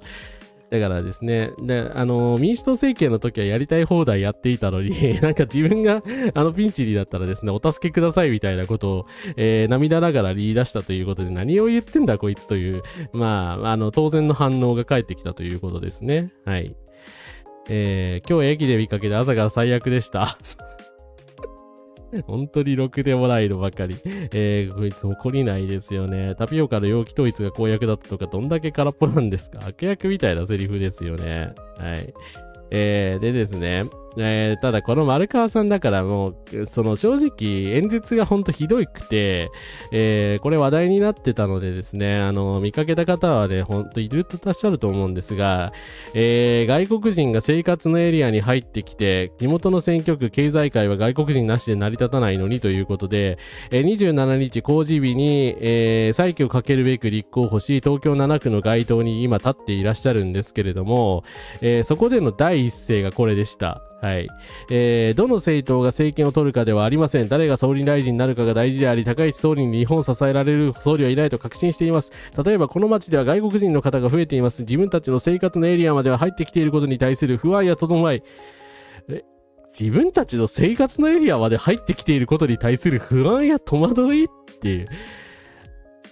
まあ、ここにも書いてあるんですが、東京7区はですね、港区や渋谷区を含むエリアです。東京都のホームページによりますと、港区の外国人住民数は 23,901 人で、人口比は 8.86%、渋谷区も 5.8% と、まあ、日本屈指の多国籍エリアの一つですよね。だから 5% を超えてるとこ、まあ割とね、日本全国平均にすると 2,3% だと言われておりますので、珍しいと思うんですけれども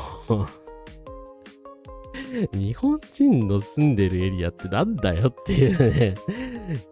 いや、本当だから動物じゃない、動物のようにというかね、まあ、パレスチナ人を人間動物と言ってた連中もそういうこと言ってましたけれども、なんかね、猛獣のように、だから外国人の人たちを例えたりしているわけですよね。これヘイトスピーチですよね。だからヘイトスピーチであるのに、誰も批判しないし、参政党みたいなこと言われてんのに自民党から出てるっていうですね、まあ、なんか二重三重に救いがないですよね。はい。いやというですね。はい、本当落ちてほしいですね。懲りないわって。本当最低な議員ばっかりだなというね、うんざりしてきますよね。私今回20人しかまあ時間的都合で取り上げませんけれども、なんかこんな人ばっかりですからね。生活のエリアにいつもいますよ。何を言ってるんですか。だから外国人こういう差別がね、ヘイトスピーチがやっぱ表になってしまうっていうのが地獄味がありますよね。こんな国で暮らさなきゃならない皆さんのことは不安でいっぱいですっていう。そうですよね。だから外国籍の人たちがどれだけ不安に思ってるかっていうことの方を感じ取ってほしいですよね。だからなんていうのかやっぱり政治家としてなんか根本的に間違ってるというか、それは YouTuber じゃないんだ。YouTuber だって許されないのにさ政治家がデマゴーグになんないでくださいよという。そう。だから参政党や保守党とね、言ってること変わんないですからね。生活圏で普通に磨ける人に対して何を言ってるのかこの人はって、外国人に不安感じるって黒船にビビってる人か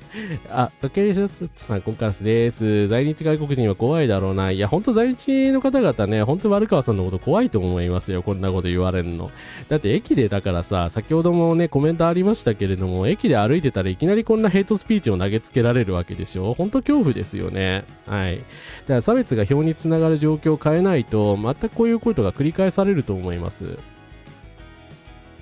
でまあこの方ね、ただ環境大臣の時にやってたこともマジでひどくて、これ個人的なあれなんですけども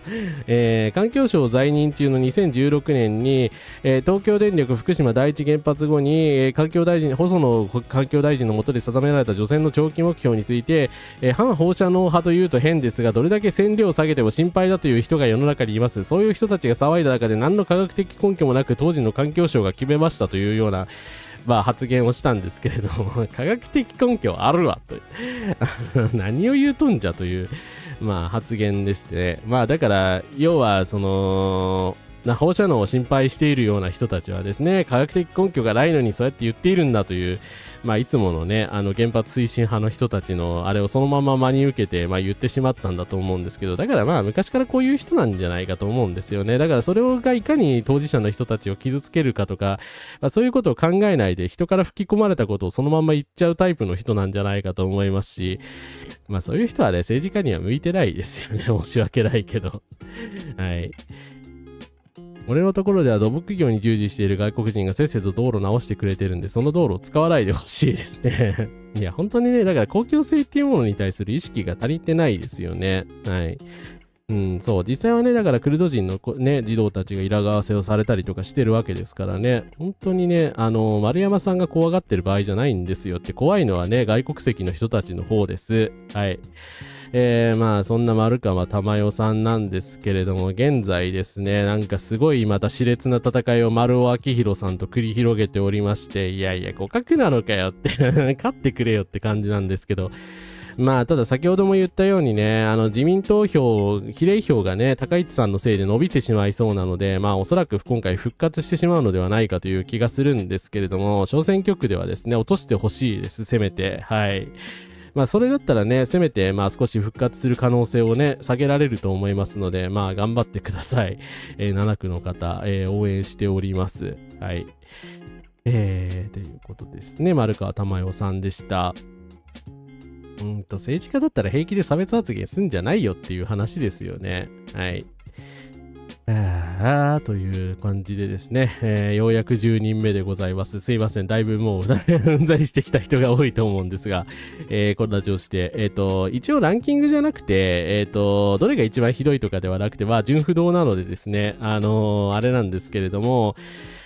次はですね、ちょっと自民党ではない、某野党の、大物政治家さんを取り上げたいと思います。ホップエクスさん、コカラスです。次で半分なんだせすいません。そうなんですよ。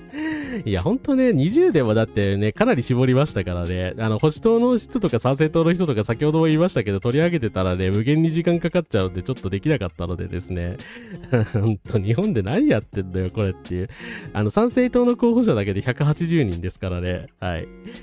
ということで、スーパーヘイト選挙なんですが、スーパーヘイト選挙の中でも輝いている人といえば、はい、ちょっと、本人の発言が流れますのでご注意ください。国民民主党の玉木代表が動物の餌発言を釈明しました。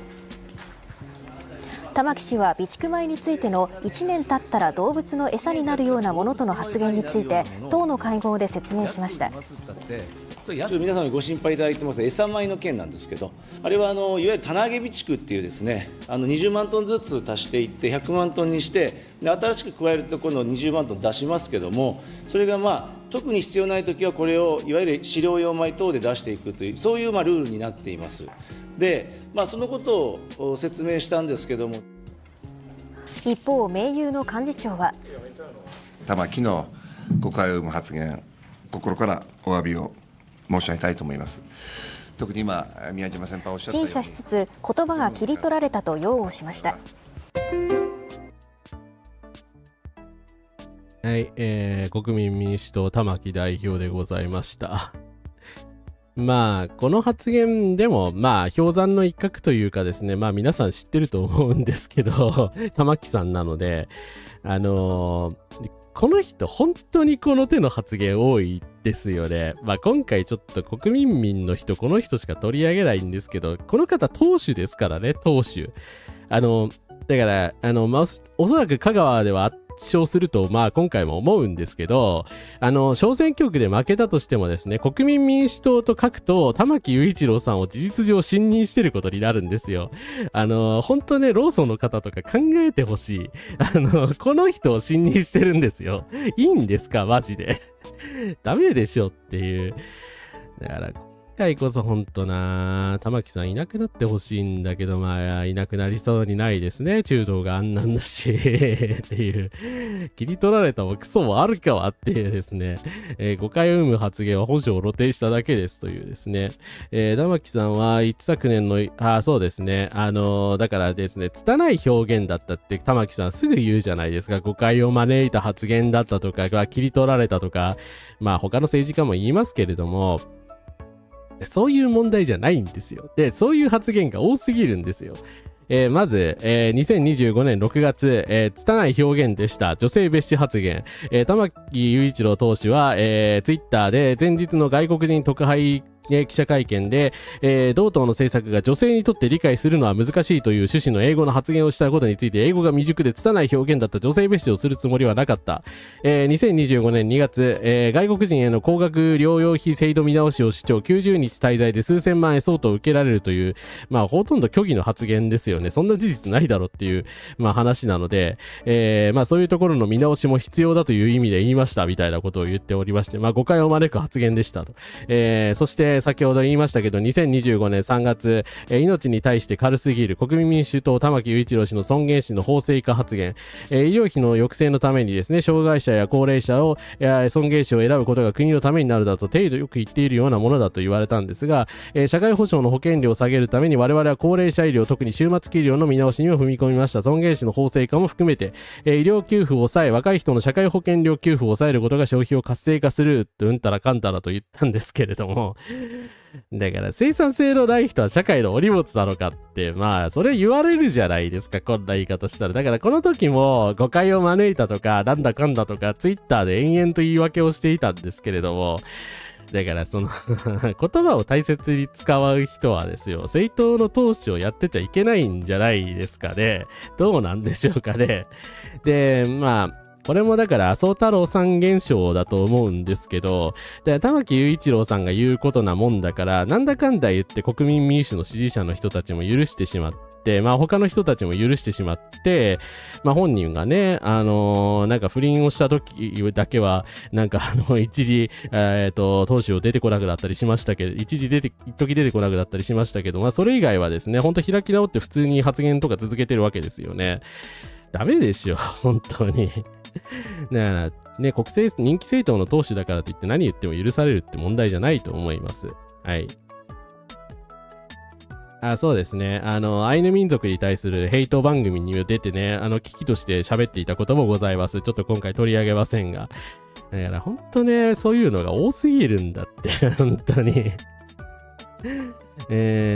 そう。だからね、擁護する人がね、どの勢力にもいるんですよ。だからね、結局許されちゃうんですよね。でも許しちゃいけないと思いますよ。はい。そう。で、シンバさんもフォローに入るからね、余計立ち悪いんですよね。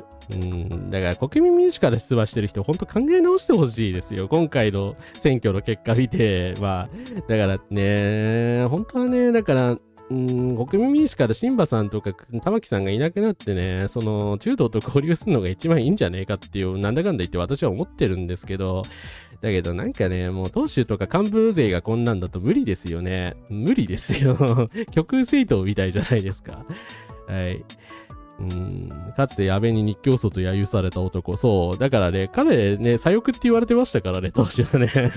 どんだけ主張が変遷したのって感じですけど。まあ確かにね、当時リベラルなこと言ってるんですよ。2019年とか18年ぐらいはね。はい。ですね。そうですね。山尾志織さんの擁立に頓挫したとかね、他の高橋さんとかの問題もそうですけど、だから女性蔑視政党だと思いますよ。だから女性候補に対する扱いひどいじゃないですか。で、だから国民民主党の女性候補者ばっかりそういう目に遭っているので、だから玉木さんのね、女性蔑視が反映されてるだろうって言われてもしょうがない気がするんだけど、どうなんですかね。でも明らかにやっぱり立憲とは差があると思いますよね。はい。そう、女性の不倫に異様に厳しいのに自分は不倫してるんですよ。それもおかしいだろって。一貫性がないよ。いや、私は確かにまあ、不倫でクビにすべきかどうかっていうのはね、って思うけど、ところはあるけど、だけどね、一貫性がないんですよね。そうですね。そう、シンバさんはね、高市さんをよいしょしたりもしてますしね。だからそういう人なんですよ、この二人は。だから、この玉木さんとシンバさんの体制である限りは、まあね、維新の代わりに与党になってちゃってますよね、完全に。与党モードでね、高市さんをアシストし続けるだろうから、もう政権に入らなくてもやっぱり害が大きいですよね。はい。そう、付き合ってた人を歯にトライ割りしたりね。だからそれも女性蔑視ですよね。そう、男性の不倫だけ許されるのはおかしいですよ。完全に男尊女卑ですよ。そう、家計問題とか追及してたのにね、なんでここまで主張が変遷したんですかね。本当にもう。選択的夫婦別姓はね、立憲とやりたくないみたいなこと言って反対するようになっちゃいましたし、ここまで主張がなんか右寄りになった人も珍しいですよね。はい。ということで、玉木雄一郎さんでした。引退してほしい。引退してほしいけど引退しないんだろうなという感じの人ですね。はい。次いきます。11人目。はい。下村博文先生が今回復活を目指してですね、選挙区から出馬されてございます。まあ、いやー、この人だけは出ないで欲しかったんですけど、まあ、個人的に山ほどね、下村さんには言いたいことがあるんですが、もちろん裏金議員の筆頭ではありますし、そもそもね、安倍派の裏金をコントロールしてたのはこの人じゃないかと言われてます。そもそも韓流継続の経緯はね、どうだったんですかって、なんで韓流が継続されたんですかっていうことを、下村さんに詰めたところ、下村氏は一旦中止された韓流が継続された経緯などについて承知していないと、逃げたんですよね。で、結局、真相がようわからんままここまで来てるんですけど、お前がやってただろってお前がやってただろっていう話ですよね。はい。ですね。下村さんが文科省時代にやった悪行って数知れずあるんですけど、最大のものはこれだと思います。朝鮮学校の子供たちに無償化制度を適用すべきです。はい。2012年12月28日、下村博文文部科学大臣は、安倍元首相のもと、拉致問題に進展がないことなどという意味不明な理由と、朝鮮総連との関係という、これまた意味不明な理由によって、朝鮮高等学校をいわゆる高校無償化制度の適用から除外しました。これに抗議した市民が、最高裁まで戦いましたが負けました。はい。これはもう完全な差別だし人権侵害ですよ。映画差別とかね、映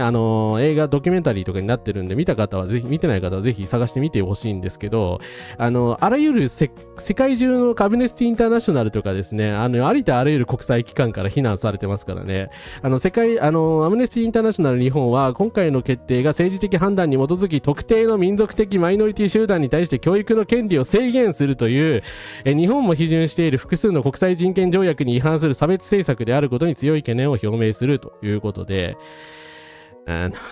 まあね、朝鮮学校の運動をしてる方にはね、今更な話かもしれないですけど、だから下村と安倍さえいなければこの問題起きてないんですよ。意味わかんないでしょ。だからなんで TPRK との関係を理由に、自分どこだけ高校無償化制度の適用しないみたいなことができんのって差別そのものですよね、これは。はい。全く理由になってない。だし、中国系のね、子供たちが通ってるチャイナスクールはちゃんと無償化の対象になってますからね。はい。意味がわかりません。はい。絶対許さない。はい。下村さんはそう、親学の方でもあります。はい。もうだからね、EM 金の人でもあるしね、もうありとあらゆるそういう邪悪な偽科学を、教育の現場にばらまいた人でもあるし、裏金を仕切ってた人でもあるし、こういうね、朝鮮学校に対する差別をやった人でもあるし、でようやくね、前回選挙で落ちて消えてくれたと思ったのにですね、なんでまた復活させようとしてんだよって、信じられないですね。本当に。最悪です。そうですね。映画差別はネットで無料で見られます。はい。ぜひとも探してみてください。後で、リンク集作った時に書いときますね。はい。ですね。なので、なんで、ね、だからこういう人を許そうとするから、結局、今回ね、裏金復活選挙というふうに言われてるわけですけど、それ、言い逃れできないですよね、高市さんは。だって下村さんを公認したんですよ。はい。他にもね、下村大臣時代の悪行三昧の一つで言えば、安倍政権が戦前の教育機関とされた教育直後を学校教材として利用することを否定しない見解を文書で示しました。道徳教育を重視する姿勢と合わせて戦前回帰の動きではとの懸念を抱いていると。最近の、特に若い人たちが、TikTok とかで参政党の市長をね、支持してしまってるみたいなのを言って、若者バッシングをする人がですね、たまに見かけられるんですけど、そもそもね、下村博文とか安倍晋三のせいだと思いますよ。もし、その若い人たちにね、右翼化の傾向があるんだとしたらですけどね、下村さんの14年11月の発言、中身には今日でも通用する普遍的なものがあります。この点に着目して学校で教材として使うことは差し支えありませんと。ここまで言っちゃったわけですよね。だから教育直後、それはね、教科書として採用してる学校はないと思いますけど、そういう問題じゃないよね。だからそういう極右的なね、教育政策っていうのを教育省だ、文科科学省だった本人がそれを言っちゃったわけですから、だから教育の現場が変わったと思うし、教師の人たちの意識も多分変わってしまったと思うんですよね。はい。こういう感じでありとあらゆる差別をね、特に教育現場にまき散らしたことは許しがたいと思います。はい。TTS さん、ここからです。北朝鮮ってね、やっぱり差別的な言い方なんですよ。日本はね、公式で外務省がね、北朝鮮って、してるので、北朝鮮って書くわけですけれども、そもそも南北が朝鮮が分かれている朝鮮戦争が起きてるのって、大日本帝国のせいですし、英語の正式名称で言ったら DPRK、略称 DPRK なので、私は DPRK とお呼びしてます。はい。朝鮮学校のね、運動してる人とかはね、まず北朝鮮とは呼ばないと思います。はい。そのままね、なんていうか、朝鮮民主主義人民共和国っていうふうに呼ぶ人もいますけどね。うん。そう、日本会議ですよね。本当に一言で言えばね、親学取り入れたりとかで、江戸仕草ですか？そういうなんか疑似科学的なことやったり、歴史修正主義やったり、本当に日本会議イズムを体現してる人たちもあると思いますよね。はい。だから高市さんってこういう人の仲間ですからね。はい。そもそも極右だしっていう。だからそのことを知らない人たちがね、高市さんに騙されちゃってるのかなと思いますけど。はい、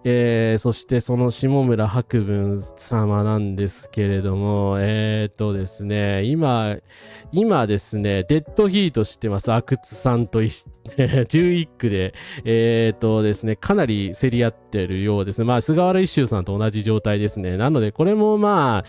比例でね、復活してしまう可能性もあるとはいえ、惜敗率が確率であるので、阿久津さんがね、もうちょっと勝てば、潰せると思います。っていうか、潰してくれよ、それ、下村博文は。もう、菅原一秀と下村博文はダメだろっていう。思うんですけど、なかなかなんかね、私のような左翼の思うようにはいかないですね、本当に。本当小選挙区のシステム害悪だなと思うんですが、はい。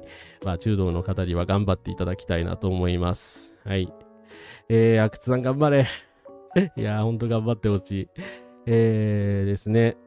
共産党は京都と、そうですね。京都ではいろいろね、争いがありますよね。はい。単に良いことが載ってるなら山口組の綱領もそうですね。いや、ほんとね、だから戦前のヤクザみたいな人たちが考えたものだからね、なんか教育直後をね、学校に取り入れようみたいなこと言ってんのね、そういう山口組のね、書いてることだって一緒なわけだからね、いや、ほんとそんなもんだと思いますよ。はい。ということで、下村博文でした。次、13人目。12人目か。まだ12人目だった。この方はですね、どうしようかなと思ったんですけど、唯一無所属なので、ちょっと今回取り上げようと思います。次期衆議院選挙、大分県第3からの出馬を正式表明いたします。大分県庁にて記者会見を行い、雨竜会代表平野雨竜は次期衆院議員選挙大分県第3区より無所属で立候補する決意を正式に表明しました。冒頭では佐賀関で発生した火災の被災者へのお見舞いを述べ、今の立場では個別の行政反対を踏み込めないとしながら、防災インフラの更新や消防体制の強化など国として取り組むべき課題の重要性を指摘しました。平野雨竜は香港民主主化運動で自由が奪われていく現実を目の当たりにした経験から日本は他人事ではないという危機感を抱き政治へ志したと述べました。全国を巡る中で大分3区の各地域で寄せられた働き手不足、子育ての不安、政治への不信などの声を受け、この地域を日本全体の課題と希望が最も濃く存在する場所と考え出馬を決意したと語りました。国を守る、暮らしを守る、未来を守るということで、はい、平野瓜生さんでございます。まあ、平野さんを知ってる方今更という感じなんですけど、はい。まあ、その、反中国の主張をしながらですね、ヘイトスピーチとかをしている方ですね。はい。出るなよ。で、まあ出るなよという感じなんですけど、今回ですね、大分3区になぜ出馬するのかというのも、ですね、岩谷武さんがいるからです。岩谷武さんというですね、まあ、このですね、許しがたい、その、美中候補がですね、石破さんの近くにいた人がですね、ちょっと今、中道に追われて危うい状況なので、ここは平野瓜生が岩谷を倒すしかないと見て、まあ実際票を削ってくれてはいるのかなという感じなんですが、まあ完全に該当表現なしとなってるんですがまあですね、岩谷さんがもしかしたら落選するかもしれないという今状況になっております。はい。ほんとこんなやつばかりですねこいつに参院選で20万票。いや、本当ですね。恐ろしいですよね。この人に20万票ですからね。やっぱり桜井誠も20万票ぐらいもらってましたけど、やっぱりちょっとインパクトありますよね。はい。でもね、平野さんはですね、保守派からめちゃくちゃ叩かれてるんですよ。なぜかというと、こちらは、暇空茜さんが取り上げた平野瓜生の疑惑の一つです。私ならではの見解でございます。日本人は学校で受ける英語教育は基本的にアメリカ英語だと思います。カラーという綴りは定番です。しかし、平野瓜生はカラーと誤って綴っており、これはイギリス英語の表記です。つまり、平野瓜生が受けた英語教育は日本ではない可能性があります。香港、あるいは中国大陸で学んだ可能性を考えられます。これは誹謗中傷ではありません。あくまで冷静な分析なんです。と。いうことで、まあそれ自体はね別に悪いことじゃないという前提で言いますが、平野瓜生さんは右翼として香港民主化運動に結構関わってた人です。なので香港人だと一部の人たちから思われていて、その中国ルーツであることを隠してこうしたね右翼的な活動をしているのではないかという、まあ暇空茜さん、名探偵暇空茜さんの名推理などによりですね、レイシャルプロファイリングをされてしまって、まあそういう目に遭っているということですね。もう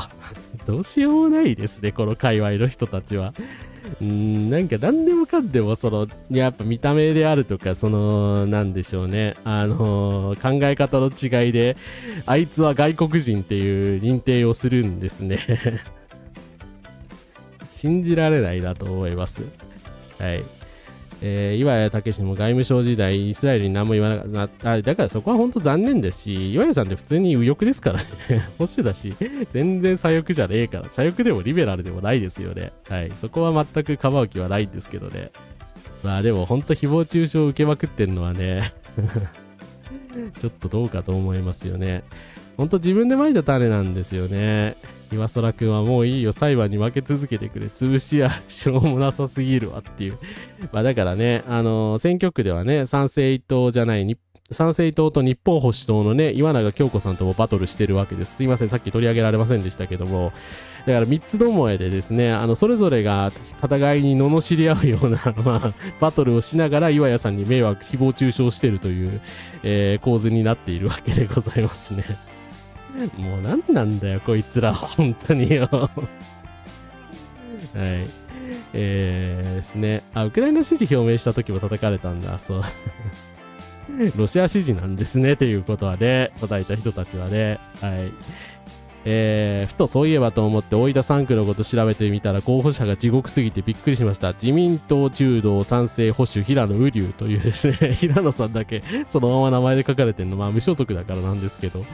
別府市には外国人労働者のほか立命館アジア太平洋大学など留学生がたくさんいるのに相当ヘイトスピーチがまき散らされている。まあこれ自体が本当人権侵害そのものですよね。だから3人もですね、わざわざヘイトスピーカーの候補が来て、なんか好き勝手にヘイトスピーチをまき散らしながら、とか誹謗中傷をまき散らす選挙活動をしてるわけですよね。本当大分の人たちのこと考えろよ少しはよって思いますね。はい。ということでですね。玉木雄一郎さん、そう、島空あかね様に謝罪をいたしますって謝罪しましたからね。なんで謝罪したんでしょうね。本当にわからない。未だにわからないですが。平野流動画であなたの嫁にしてくださいって言ってて気持ちが悪かったです。そうなんだ。そんなこと言ってたんだ。いやでもなんでなんか右翼の女性候補はそういうこと言いたがるんですかね。さやさんといいなんといい。そうです。岩井さん以外全員女性です。はい。だからなんかね、全員女性でまたそのヘイトスピーチ合戦みたいな、小林さんはもちろん違いますけど、ことやってんのもまたちょっと地獄味が深いというかっていう気がしますけど、なんかやっぱり高市人気のね、下支えをしてるのはこういう右翼の女性たちなのかなというふうには思ってしまいますね。はい。ちゅうことで、平野瓜生さんでございました。次13人目いきます。参政党先置きし自閉症をめぐり根拠を欠く発言、専門家は批判、差別意識が根底ということで、これ前回のちょっとラジオでも取り上げたんで軽く流しますが、神奈川県14から出馬している参政党新人の先置仁さんが公示日の1月27日、この人も公示日でいきなりですね、さっきの中間さんと同じくですね、いきなりヘイトスピーチをかましてるんですけど、よりによって相模原市というですね、絶対障害者ヘイトスピーチをしてはいけない町で、自閉症の原因はお母さんが長く接しているから関わっているという研究結果があるなどとですね、ロバート・ケネディみたいなことを言って、自閉症の原因が母親の育て方にあると捉えられるような、発言をしたと。間違いなく差別発言ですね。そんな理由はそんな、ことはございません。日本ファクトチェックセンターなども動いてるんですが、自閉症の子供の増加は母親と属する時間が減ったからというのは専門家も否定するただの俗説です。ということが言っているんですけども、自閉症の原因が母親の育て方にある示唆する発言ですが、これは誤りであり、過去にも拡散している俗説で、専門家も明確に否定しています。また、先置さんも一応ですね、根拠のない発言だったと X 上で謝罪してます。謝罪するぐらいなら言うなという話なんですが、参政党はただね、このように発達障害の人間に対してヘイトスピーチを繰り返しているので、参政党から出てる人間だからね、全く不思議はないなという感じではあります。はい。そう、いわゆる2歳児神話の一種ですよね。はい。大分県日の出町でイスラム教徒の方の土葬墓地が頓挫して岩谷さんに解決を求めたそうで。そうですね。だからそれも岩谷さん叩かれる原因になってるみたいですね。はい。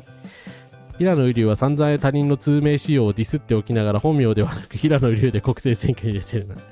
ら本来ね、国政選挙にそうやって通名で出るのって悪いことでも何でもないはずなんですけどね。だから平野さんがやってることやっぱ矛盾してますよね。はい。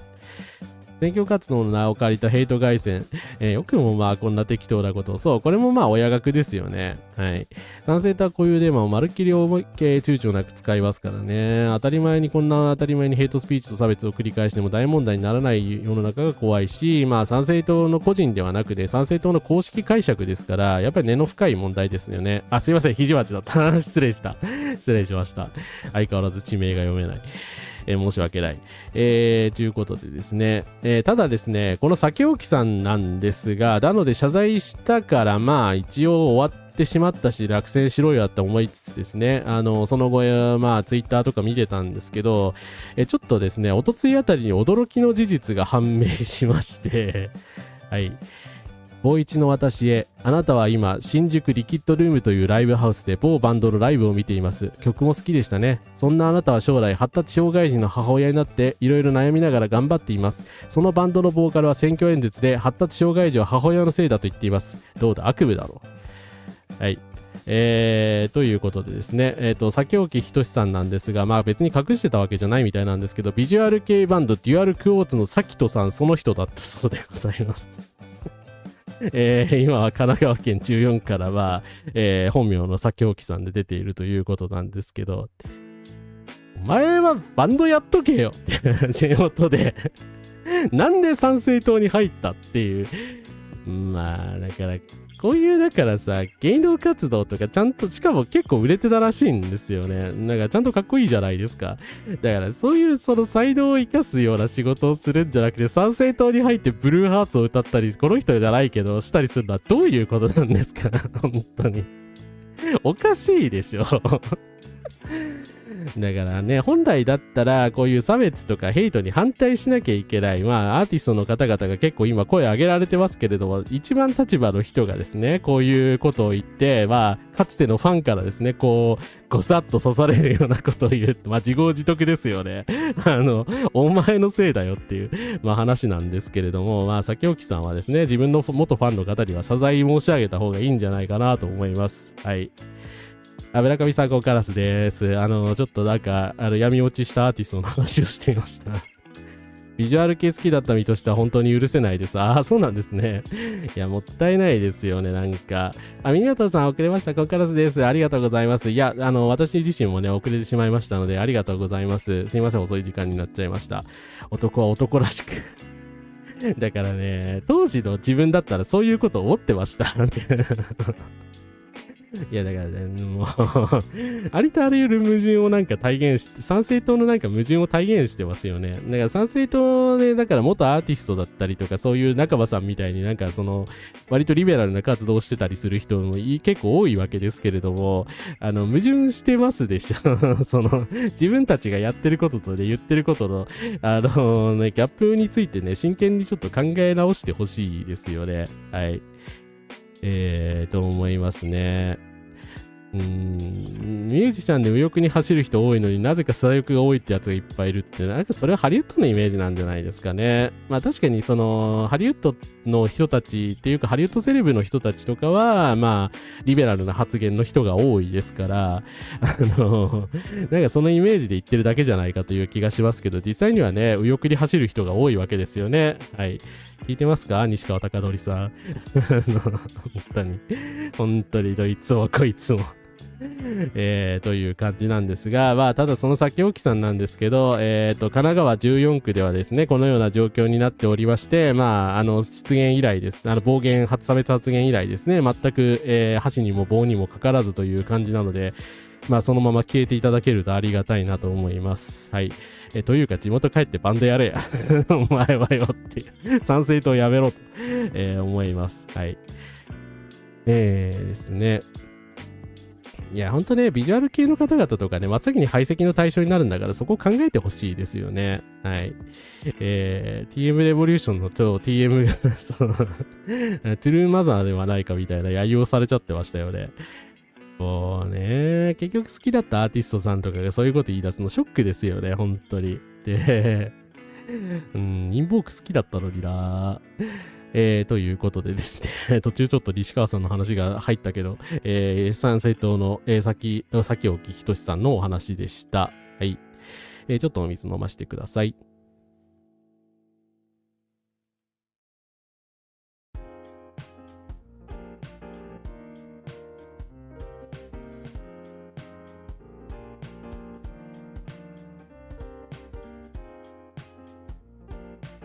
はい、失礼しました。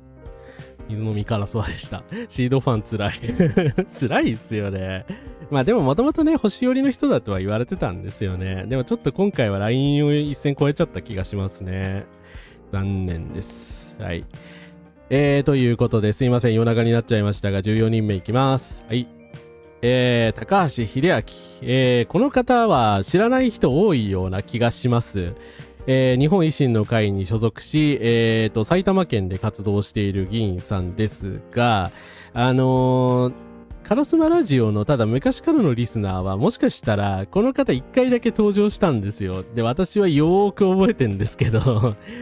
何をした人かと言いますと、はい、維新高橋氏、クルド人危険視発言、国会質疑で一斉取り締まりをということで、はい、この人もともと川口の、市議をやってた人です。日本維新の会の高橋秀明衆議院議員が、国会質疑で埼玉県の在日クルド人コミュニティを念頭にちょっとひどい状況だ、早急に一斉取り締まりをなどと危険視する発言をしていたことが、2024年の2月27日に分かった。不確かな情報をもとにした国会議員により外国人差別の扇動であると専門家が批判していると。クルド人への直接言及を避けながら川に遺体が2つ浮いている謎の事件があったと治安の悪化を主張し、仮方面の方をしっかり管理していただきたいと犯罪者と同一視する発言があったという。ちなみにこの事件ですね、多分高橋の嘘だと思うんですけど、まあ全くこのような事実はありませんでした。デマをルフするな差別デマを、しかも、流布したわけですよね。川口の地元議員として。とんでもねえですよね。はい。いやー、そう。そうですね。埼玉で維新と言ったら、そう、この人なんですよ。そう、クルド人を叩けば、そう、当時は支持が取れるというね、地獄のような状況でしたからね。はい。後でこれリンク貼っておくので、私が24年3月5日にですね、石間さんのこととか言いながら、話した、ライブ配信がありますんで、そこに高橋登場しておりますので、よかったら見ておいてください。はい。アッパピンさん、コンカラスです。来ていただいてありがとうございます。まあ、昔から活動してるとね、やっぱりこういうやつのね、顔とか名前を、ね、覚えてしまうんですよね。はい。ということでですね。ただですね、高橋って、まあ、この時調べて当時知ったんだけど、筋金入りの、なんていうか、人種差別主義者なんですよね。この後もすごい差別発言を繰り返してまして、在日特権を国税庁が否定、28年の、28日の衆院予算委員会が当時行われたんですけど、在日コリアへの憎悪を煽るデマとして知られる在日特権が取り上げられた日本維新の会の高橋秀明が、税制面の優遇措置はあるの特権があるのかといった質問をした、国税庁は対象者の国籍であるとか特定の団体に所属していることをもって特別な扱いをすることはないと。27日にクルドの人たちに対する発言をして28日にこの発言してんですよ。何を言ってんだこいつっていう。で、高橋氏がまあ朝鮮総連とかですね、これに関する法人個人も一切の優遇措置はないのかとかなりしつこく食い下がっていたということでですね、まあマジモンの差別主義者だったわけですね。はい。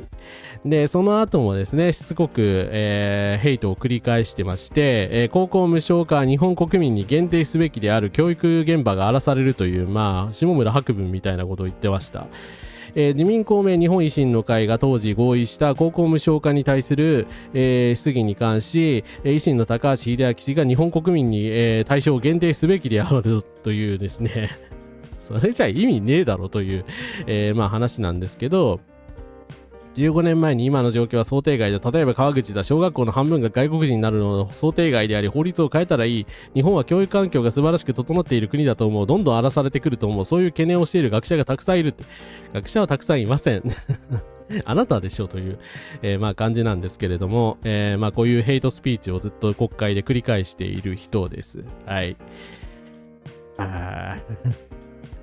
そうですね、市議会議員補欠選挙で岡本さゆりさんが当選してね、まあ、反ヘイトの人が当選してくれたし、まあ、市長も保守派ですけれども、差別的な市長の人たちはみんな落ちたので、本当にね、なんでこいつが国会議員なのかという話なんですけど、まあただね、一ついいことがありまして、私だからずっとこの人国会からいなくなってほしかったんですけど、現在の状況です。高橋秀明さん、あれ見かけないなと思ったら、ほら、一番下にいるんですよね。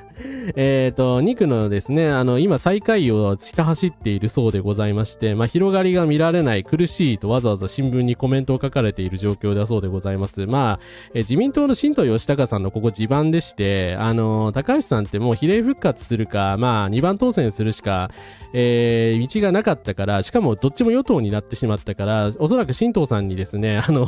与党票が集中して、全く高橋さん忘れられてしまっているという状態だと思うんですけど、まあだってね、参政党とね、差別化できないですからね、差別だけに。自分の主張と参政党に差がなくなっちゃってるから、そりゃ負けるわっていう話ですよね。ご愁傷様でした。まあもう国会には帰ってこないでほしいと思います。はい。本当そのまま立ち去ってほしいですね。はい。まあヘイトも金も受ける社会になって本当どうしようもない社会だとは思いますけど、ただねやっぱりクルドヘイトブームみたいなのはね、クルドヘイトブームっていうのがもう最悪なんですけど、まあ去った感じはありますよね。やっぱりこれだけのね、デマがばらまかれて、大体言ってる人がみんなデマを言ってるっていうことがね、少しずつ周知はされてきたとは思います。あと、まあ、反ヘイトの人たちのね、やっぱり地道な活動が実を結んでるというのはあると思います。まあ、ただ、だからといってね、社会全体が差別的でなくなったかというと、全くそんなことないし、右傾化を続けられてるので、まあ、そればっかりは本当ね、国自体が傾いてるからどうしようもないですよね。うん。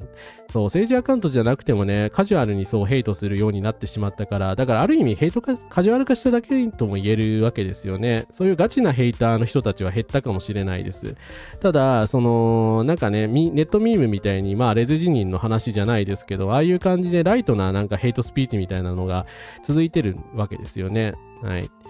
そう、複数の政党からね、だって今、あれですよ、だから、参政党、維新の会、自民党がみんなね、ヘイトデモを流している、日本保守党もそうですね、流している状態ですから、国政4政党がですね、積極的にヘイトデモを流して、国民民主党はね、玉木さんっていうね、党首の方がヘイトデモを流したりしてるわけですよ。だから、もうありとあらゆる政党がヘイトデモを流してると言っても過言ではないですよね。もうそんな状態だからね、そりゃね、ヘイトはなくなられよっていう話でしかないし、それ社会が受け入化し続けるわという、感じなんですけれども、なかなかね、やっぱり共産党さんがそれで反動で伸びるかというとなかなか伸びてないので、という感じではありますよね。はい。これでも国会議員はまだ上積みだっていうのがね、オタクのみんな選挙に行って移民が増えたらオタ活できなくなる。これ最近多すぎて辟易してます。そんなの流行してんの？高市支持者の人たちですか。もうどうしようもないですね。だからそういうこと言うからみんなオタクは寝とうよって言われるんですよね。はい。河合祐介さんは戸田市議の仕事しょっぽらかしてね、埼玉県でヘイト活動してますからね。はい。当然その悪影響もありますよね。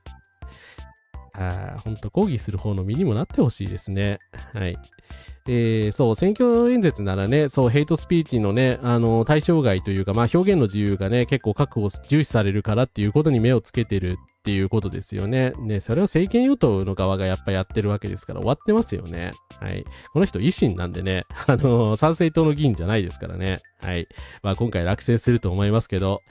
はい。ということで、高橋秀明でした。はい。ということで次は、いよいよですね、ラスト、5、6名ぐらいになってきましたが、あともうちょっとなので頑張って、やっていきたいと思います。すいません、遅い時間になっちゃいましたが、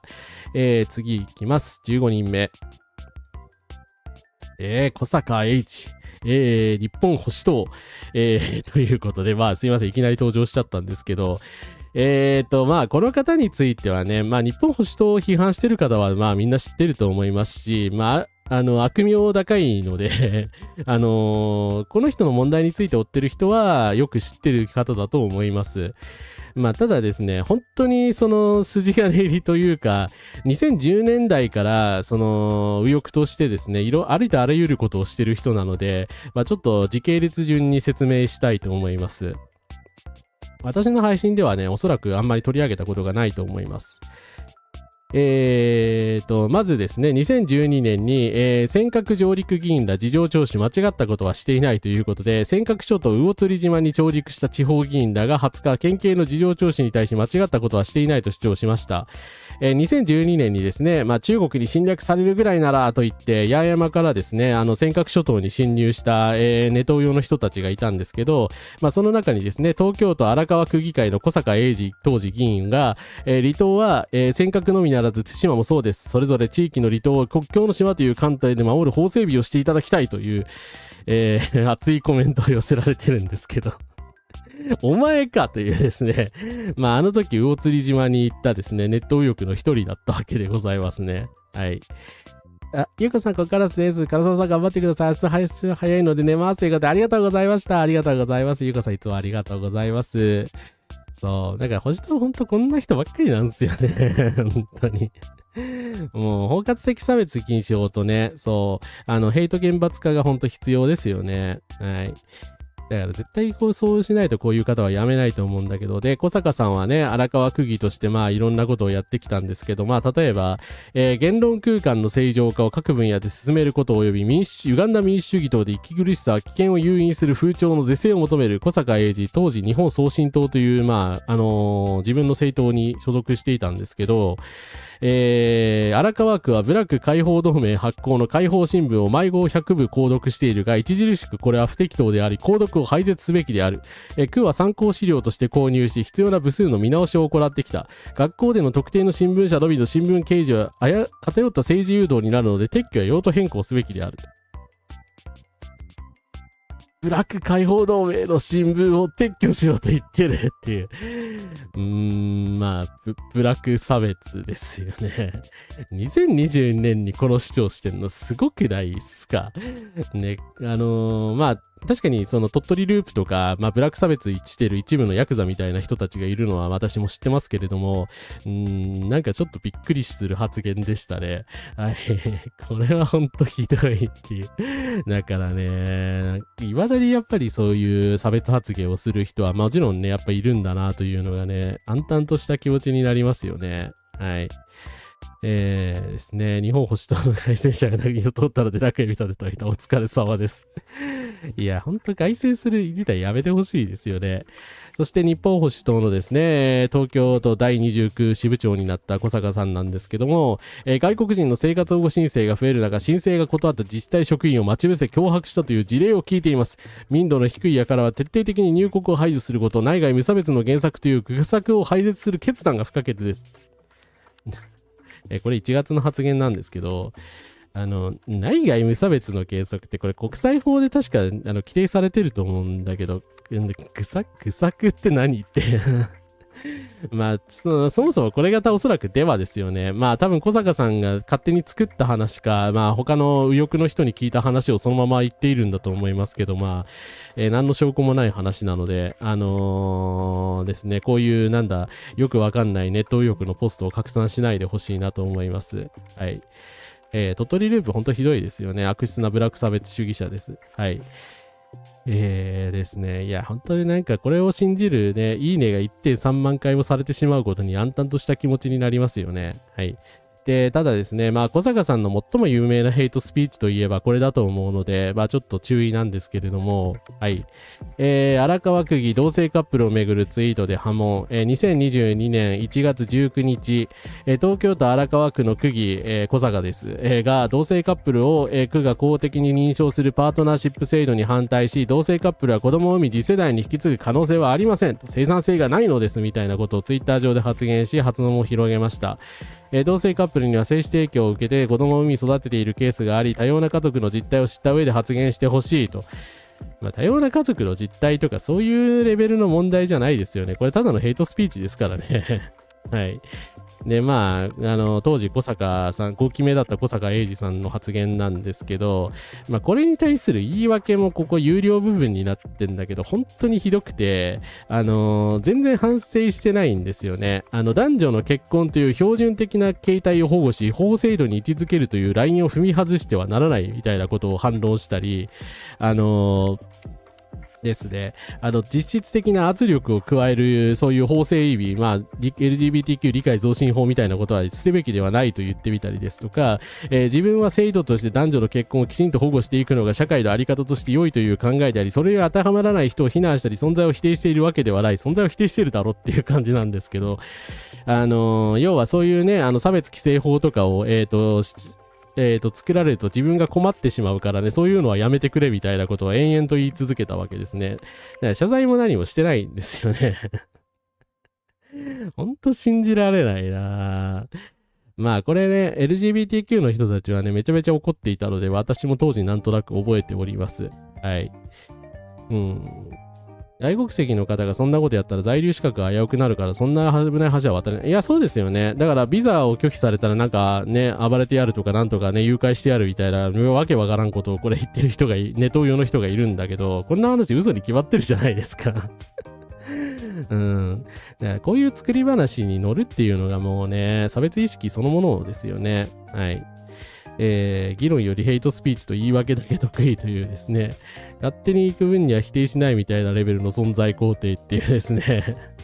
だからね、いや、存在を否定してるだろうがよっていう話ですよね。だから、自分はなんか否定してないみたいなこと言ってますけど、まあそもそもだから LGBTQ の方の人権保障のために法整備が必要であるっていうことをこっちは言っているのであって、こっちは言っているのに対して、それではね、反論になってないですよね。はい。ということでですね。そして、まあ、ただね、これね、大炎上したので、まあ、外野の方にも、まあ、LGBTQ 以外の方にも結構広がりまして、まあ、荒川区議の発言に当時、22年1月にアンミカさんが不快感を示したと。こうした主張にアンミカはすごく不快な気持ちになりましたと懸念を表明した。同性パートナーには様々な法律の壁がある現状を指摘し、尊厳として認められていないことが問題なのに、彼はそこを学び直すべきではないでしょうかと。愛し合う形に様々な多様性があることを尊重すべきでありというですね、標準とか言葉や生産性ということを強調していることが気になります。何が標準であるかなんて人の感性によって違うわけで、時代とともに変わるわけで、小坂さんの言葉選びはおかしいというですね、まあ当たり前の話ですね。長谷川アンミカさんだという感じですけれども、はい。まあだからアンミカさんにここまで徹底的にコテンパンにされるレベルのことを言ってるやつがですね政治家をやらないでほしいという話ですよね。はい。あきらめさんおやすみなさい。つきさんこんばんは。来ていただいてありがとうございます。ありがとうございます。ということで、ですね、小坂さんなんですけれども、まあ今どのような状態にあるかというと、はい、29区の下の方にいますね。必要に追い上げしているのが厳しい記述がないということで、まあおそらくですね、まあ自民党が勝っちゃうのかな、ちょっと中道さんが厳しい情勢ですけれども、まあなんとか逆転してほしいなと思います。はい、さようならということで、まあただね、こういう人はね、おそらく、まあその政治家になれなく、政治家でなくてもですね、日本保守党の内部でこういう活動を繰り返すと思うので、やっぱ批判は続けていく必要があるかなと思います。はい。ということで、小坂英二でした。はい。ということで、次は、もうちょっと有名な方をいきます。はい、青山茂春さんです。16人目。まあ、彼は有名すぎるので、あまり説明のあれがないんですけれども、まあ、YouTuber として大変なね、60万人を超える登録者数を誇る、青山茂春チャンネル、僕らの国会のマスターでございます。まあ、前にも指摘しましたけど、高市早苗さんがね、なんか鹿のデマとかいろいろ言ってた時もね、青山さんの YouTube に同じようなこと言ってるから、それを見たんじゃないかというような、まあ、憶測を言ったりしたんですけれども、まあそういったね、話は大体青山さんから出てくると言われている人でもあります。はい。まあ今回ですね、兵庫県から出馬されております。イスラムがイスラエルを攻撃した理由はペルシア帝国をもう一度作り変えからだとか相変わらず吹聴していた青山茂春先生、今回流行語オールドメディアを去年受賞されました。おめでとうございます。今イランがイスラエルを初めて去年攻撃したんですが、なぜですか？それはペルシア帝国をもう一度作りたいという野望があるからです。ネタニヤフでもこんなこと言ってないと思いますけどね。どこでこの情報を仕入れたんだ本当に謎ですね。まあ高市さんの翻訳か通訳の人が足りなくなっていて、まあね、そういう外国のね人の犯罪者が見逃されているみたいな話も青山さんが言ってたんですけれども、だからそういう話を一体どこから仕入れてくるのかっていうことなんですよね。創作なのかな。まあ手から金粉が出るとかね、まあそういったねうろんな話もちょっとしてることがある人なんですけれども、はい。そうですね、LGBTQ 法の時にね、お風呂デマとかも流しておりましたし、まあ最悪だったのはですね、LGBTQ 理解増進法という法律が制定されました。まあこれ自体はね、いろいろ問題のある法律ではあったんですけど、参院本会議で可決成立した時、自民党の保守派はまあ抗議したんですけれども、まあ青山さんのことだからね、やっぱり立たないと思うじゃないですか。まあ、反党行為だと言われようとですね、自分の信念を貫くのかと思いきや、採決時に、青山さんは、退席しました。退席トイレでも言ってたのっていうですね、すべての件において懸念は払拭されていない唯一の理念法である法律の根幹がグラグラしているようでは、私たちは子供に責任を持つことはできないという。いや、だからなんで退席したのあなた。なんで退席した座ってろよ、座って。だから自民党だからって別に立たなくたっていいんだから座ってなさいよっていう、まあ話なんですけどもですね、まあ本会議で可決された時にですね、なぜか座らない、反対していたにもかかわらず、トイレに出かけていたという、青山さんでございます。はい。ですね。バーレミーの息子帰国するんですか？イランですよ。大丈夫なのかな？ちょっと今、まあ反体制派の人たちが大変ね、なめにやってるので心配です。こいつの後ろで大椿優子さんが正直な浮かぶ動画、ちょっと面白かったですね。社民党さんの大椿さんで検索すればわかると思います。よかったらチェックしてください。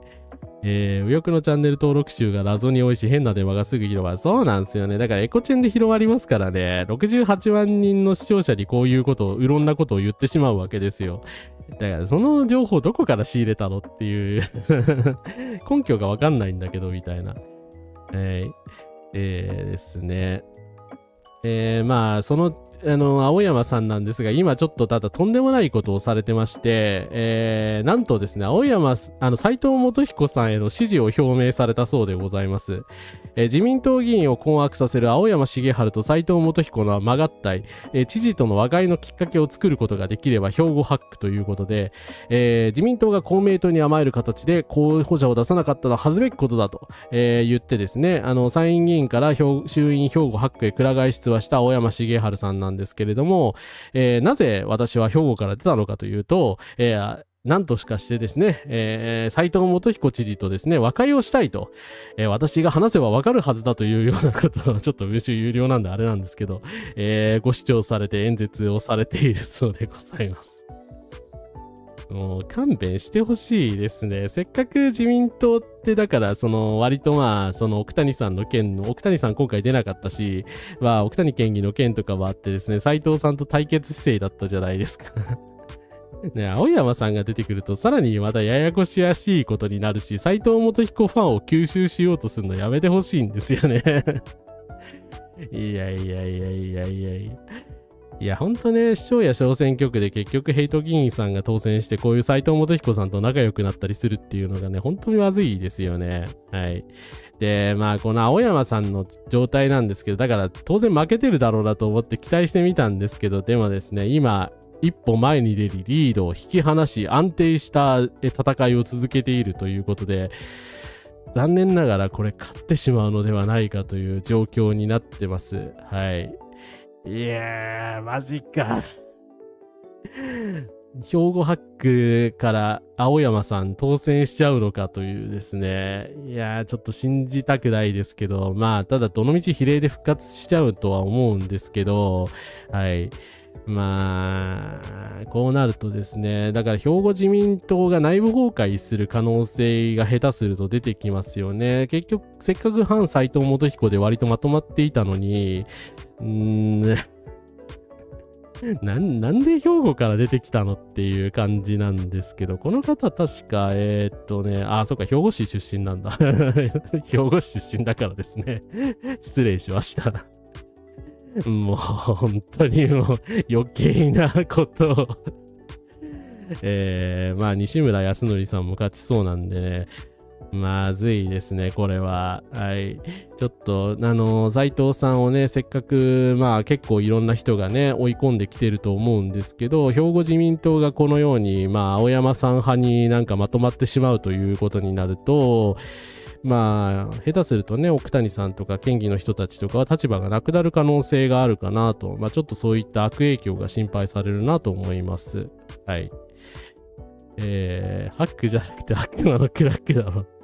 お前は黙って手から金粉出してろ。兵庫9区では西村さん当選しそうですからね。いやー、マジか。勘弁してよって感じですね。いや、それは地盤だからそこから出たんでしょうけども、斉藤元彦と和解してどうするんですか。せっかくそこまでね、自民党とだから距離を置けたわけじゃないですか。結局自民党内に取り込んだら意味ないですよね。意味ないと思うし、自民党内からも反対されるような気がするんですけど多分青山さんの思想的にね、斉藤さんとね、多分気が合うんじゃないかと思うので、非常によろしくない展開になってきたな。さっさと高市内閣を崩壊させてですね、青山さんに衆議院議員を辞めてもらうしかないですね。はい。ということで、青山茂春さんでした。という感じですが。ということで、ちょっとすいません、終盤になってきましたが、ちょっと遅くなってしまって申し訳ありませんが、最後の方行っていきたいと思います。はい、17人目、川松慎一郎さんです。メディアプロデューサー、日本の政治家、フリーアナウンサー、相撲評論家、自由民主党所属の元東京都議会議員であり、YouTuber としても活動しているということで、川松慎一郎って知らないけどって誰っていう感じの人がまあ多いんじゃないかと思うんですけれども、はい、この人はですね、こういう方です。誰でもわかるコラボ問題、川松慎一郎都議が住民監査請求結果の基本的事項を YouTube 動画で解説。YouTube ライブの切り抜きです。多くの方からリクエストを受け作成しました。特にひまそらあかねさんの指摘は今に始まったことではないからこそ、コラボ問題として扱われる内容は多岐にわたっています。少しずつ私の範疇で解説していることを広げたいと思いますということで、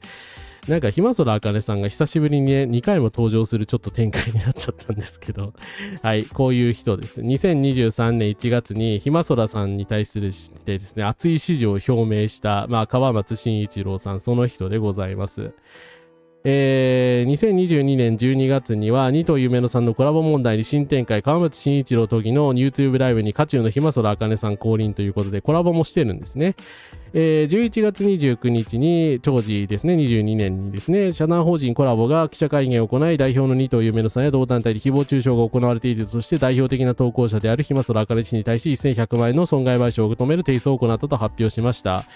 ということでですね、コラボというワードが相当、トレンド入りして当時大変な誹謗中傷が集まったんですけど、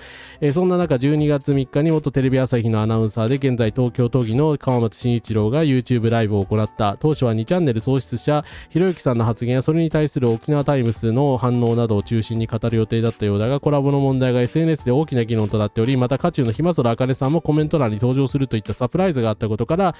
コラボ問題を中心にですね、2人がコラボするという、すいません、失礼しました。なんだこいつらっていう、ひまのんとぎだったわけですね。ひまそらくんもういいよっていうですね。いや、ほんともういいよって感じですよね。確かにこれ2022年の話だから、今や昔の話じゃ昔の話なんだけど、はい。こういった経歴があるにもかかわらず、今回衆議院議員として立候補して出馬しているわけですよ。なんだこの男はってはい。ですね。で、コラボへのデマ攻撃に参加した候補の認識ということで、これも後でリンク貼っておきますが、コラボに対する攻撃の本質は、コラボ側の税金を投入した事業不正ではなく、デマの拡大によって収益を上げる誹謗中傷ビジネスであった。これはね、もはや、誰も疑う余地がないことだと思います。裁判の結果が出ているのでね。被害を深刻化させた一因として、被害者はひまそらあかね氏に同調してコラボに不正があるかのようなデマを繰り返し、特定層からの支持を集めるために利用したと思われる政治家の責任が大きい。コラボの不正があたかも事実であるかのようなデマに加担した主な衆議院議員候補は川松慎一郎氏であると。いうことで、犬飼淳さんがまたニュースレター書いてくれてるんで、よかったら興味ある人はですね、有料ですがチェックしていただきたいんですけど、有料なのでね、全部読むことはもちろんできないんですが、川松さんにですね、ちょっとこれだけネタバレしちゃうと、犬飼さん、取材しようとしたんですよ。ところが、メールをブロックされちゃって、川松さんから結局返事は返ってこなかったそうです。はい。だからコラボに対するね、当時の認識とか、YouTube でそういうね、ひまそらあかねさんという、誹謗中傷で書類送検されている人物に対し、好意的に反応していたことに対してどう思うんですかっていう、質問にはですね、おそらく答えないで逃げ切る気だと思うんですけど、選挙区にいる人は逃がすべきじゃないんじゃないかなと思います。兵庫自民は良識派の松本元総務省が引退してから後継者を立てていない。あ、そうなんだ。なるほど。それで、青山茂春さんが出てきたりしたわけですね。ありがとうございます。ひまそらさん何連敗中なんでしょうね。十数連敗中っていうような感じで聞いてましたけど。はい。いやー、ほんとね、ひまのんの人たち全然だから反省してないですからね。未だに過去を隠してこうやって活動してる川松みたいな人非常に多いので、逃がすべきじゃないと思います。社会悪なんで。はい。で、一番上にいるのが川松慎一郎さんですが、今ですね、東京都23区で伊藤さん、中道の人とですね、しのぎを削る接戦を行っているそうです。いやー、このままだと勝ってしまうのではっていう感じなんですけれども、なんとかしてほしいですね。せめて選挙区では落選させてほしいと思います。はい。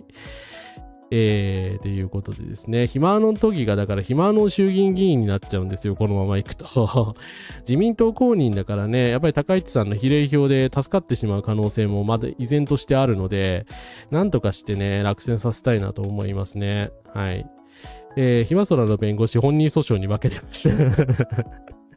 まあもうひまそらさんはね、全く訴訟に勝てなくなったので、もはやね、誰も追う人が少なくなってきたわけですけれども、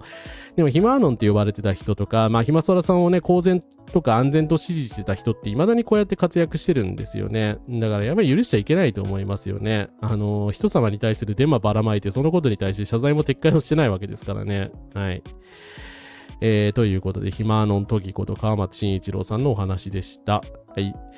ということでですね、あと3人、はい、頑張っていきましょう。18人目です。ちょっと動画が、すいませんが流れますので、ご注意ください。ただ、今、もう皆さんご承知の通り、日本、多くの方が不安を抱いている状態です。この日本の医療とか介護とか平和とか安全とか、この素晴らしいインフラっていうのを次の世代にしっかりバトンタッチしていく責務というのが我々政治家、そして皆さんにもありますので、これをしっかりバトンタッチしていくために、皆さんに楽なことだけじゃないかもしれない、国民の皆さんに汗を流してもらわないといけないかもしれないですし、場合によっては血を流していただかないといけないこともあるかもしれませんが、ただこの日本っていうのを次の世代にバトンタッチをしていくために、目の前の課題から逃げずにツケを次の世代に回さずにしっかりと決断できる国、再度高市総理の下で取り戻していきたいというふうに思ってます。はい、土田さんありがとうございました。続きまして澤田慎吾さん、同じく2分。はい。いやー、超新星が現れましたね。はい。血を流していただかないといけないこともあるかもしれませんが、はい、土田審議員ですね。私全く知らない人だったんですけど、まあ自民党でも、まあ90年生まれの最年少に属する、部類の議員さんでございまして、青年局青年部長なども歴任されている人だそうでございます。まあ優秀なんでしょうね。優秀なんでしょうけどね。信じがたい発言ですね。血を流していただかないといけないこともあるかもしれないけどって何まあちょっと本当いろんな人が大変びっくりしておりまして、まあ中道のね野田さんなども論外の発言であるとまあ非難したりとかもしています。自民党候補場合によっては血を流していただかなくてはいけないという発言を釈明し、また言い出しましたよ。誤解を招く発言だと。東京13から立候補している自民党の土田伸衆院議員が、ツイッターを更新し、ネット討論会での発言をめぐって経緯説明を行いました。足立区が当該エリアの13区はうんたらかんたらという話でして、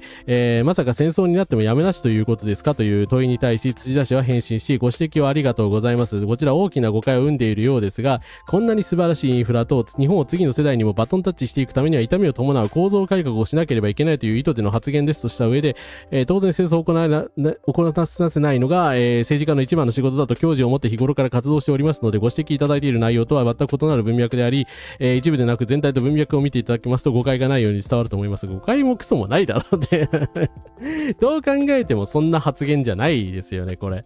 どこからこの血を流すっていうコメントが出てきたのっていう話じゃないですか。だってさっきのコメントおかしかったですよね。だから日本のね、だから将来に抱く不安とかね、そういうことを見て汗を流していただくっていう言葉の後に血を流していただくっていう言葉がいきなり出てくるんですよ。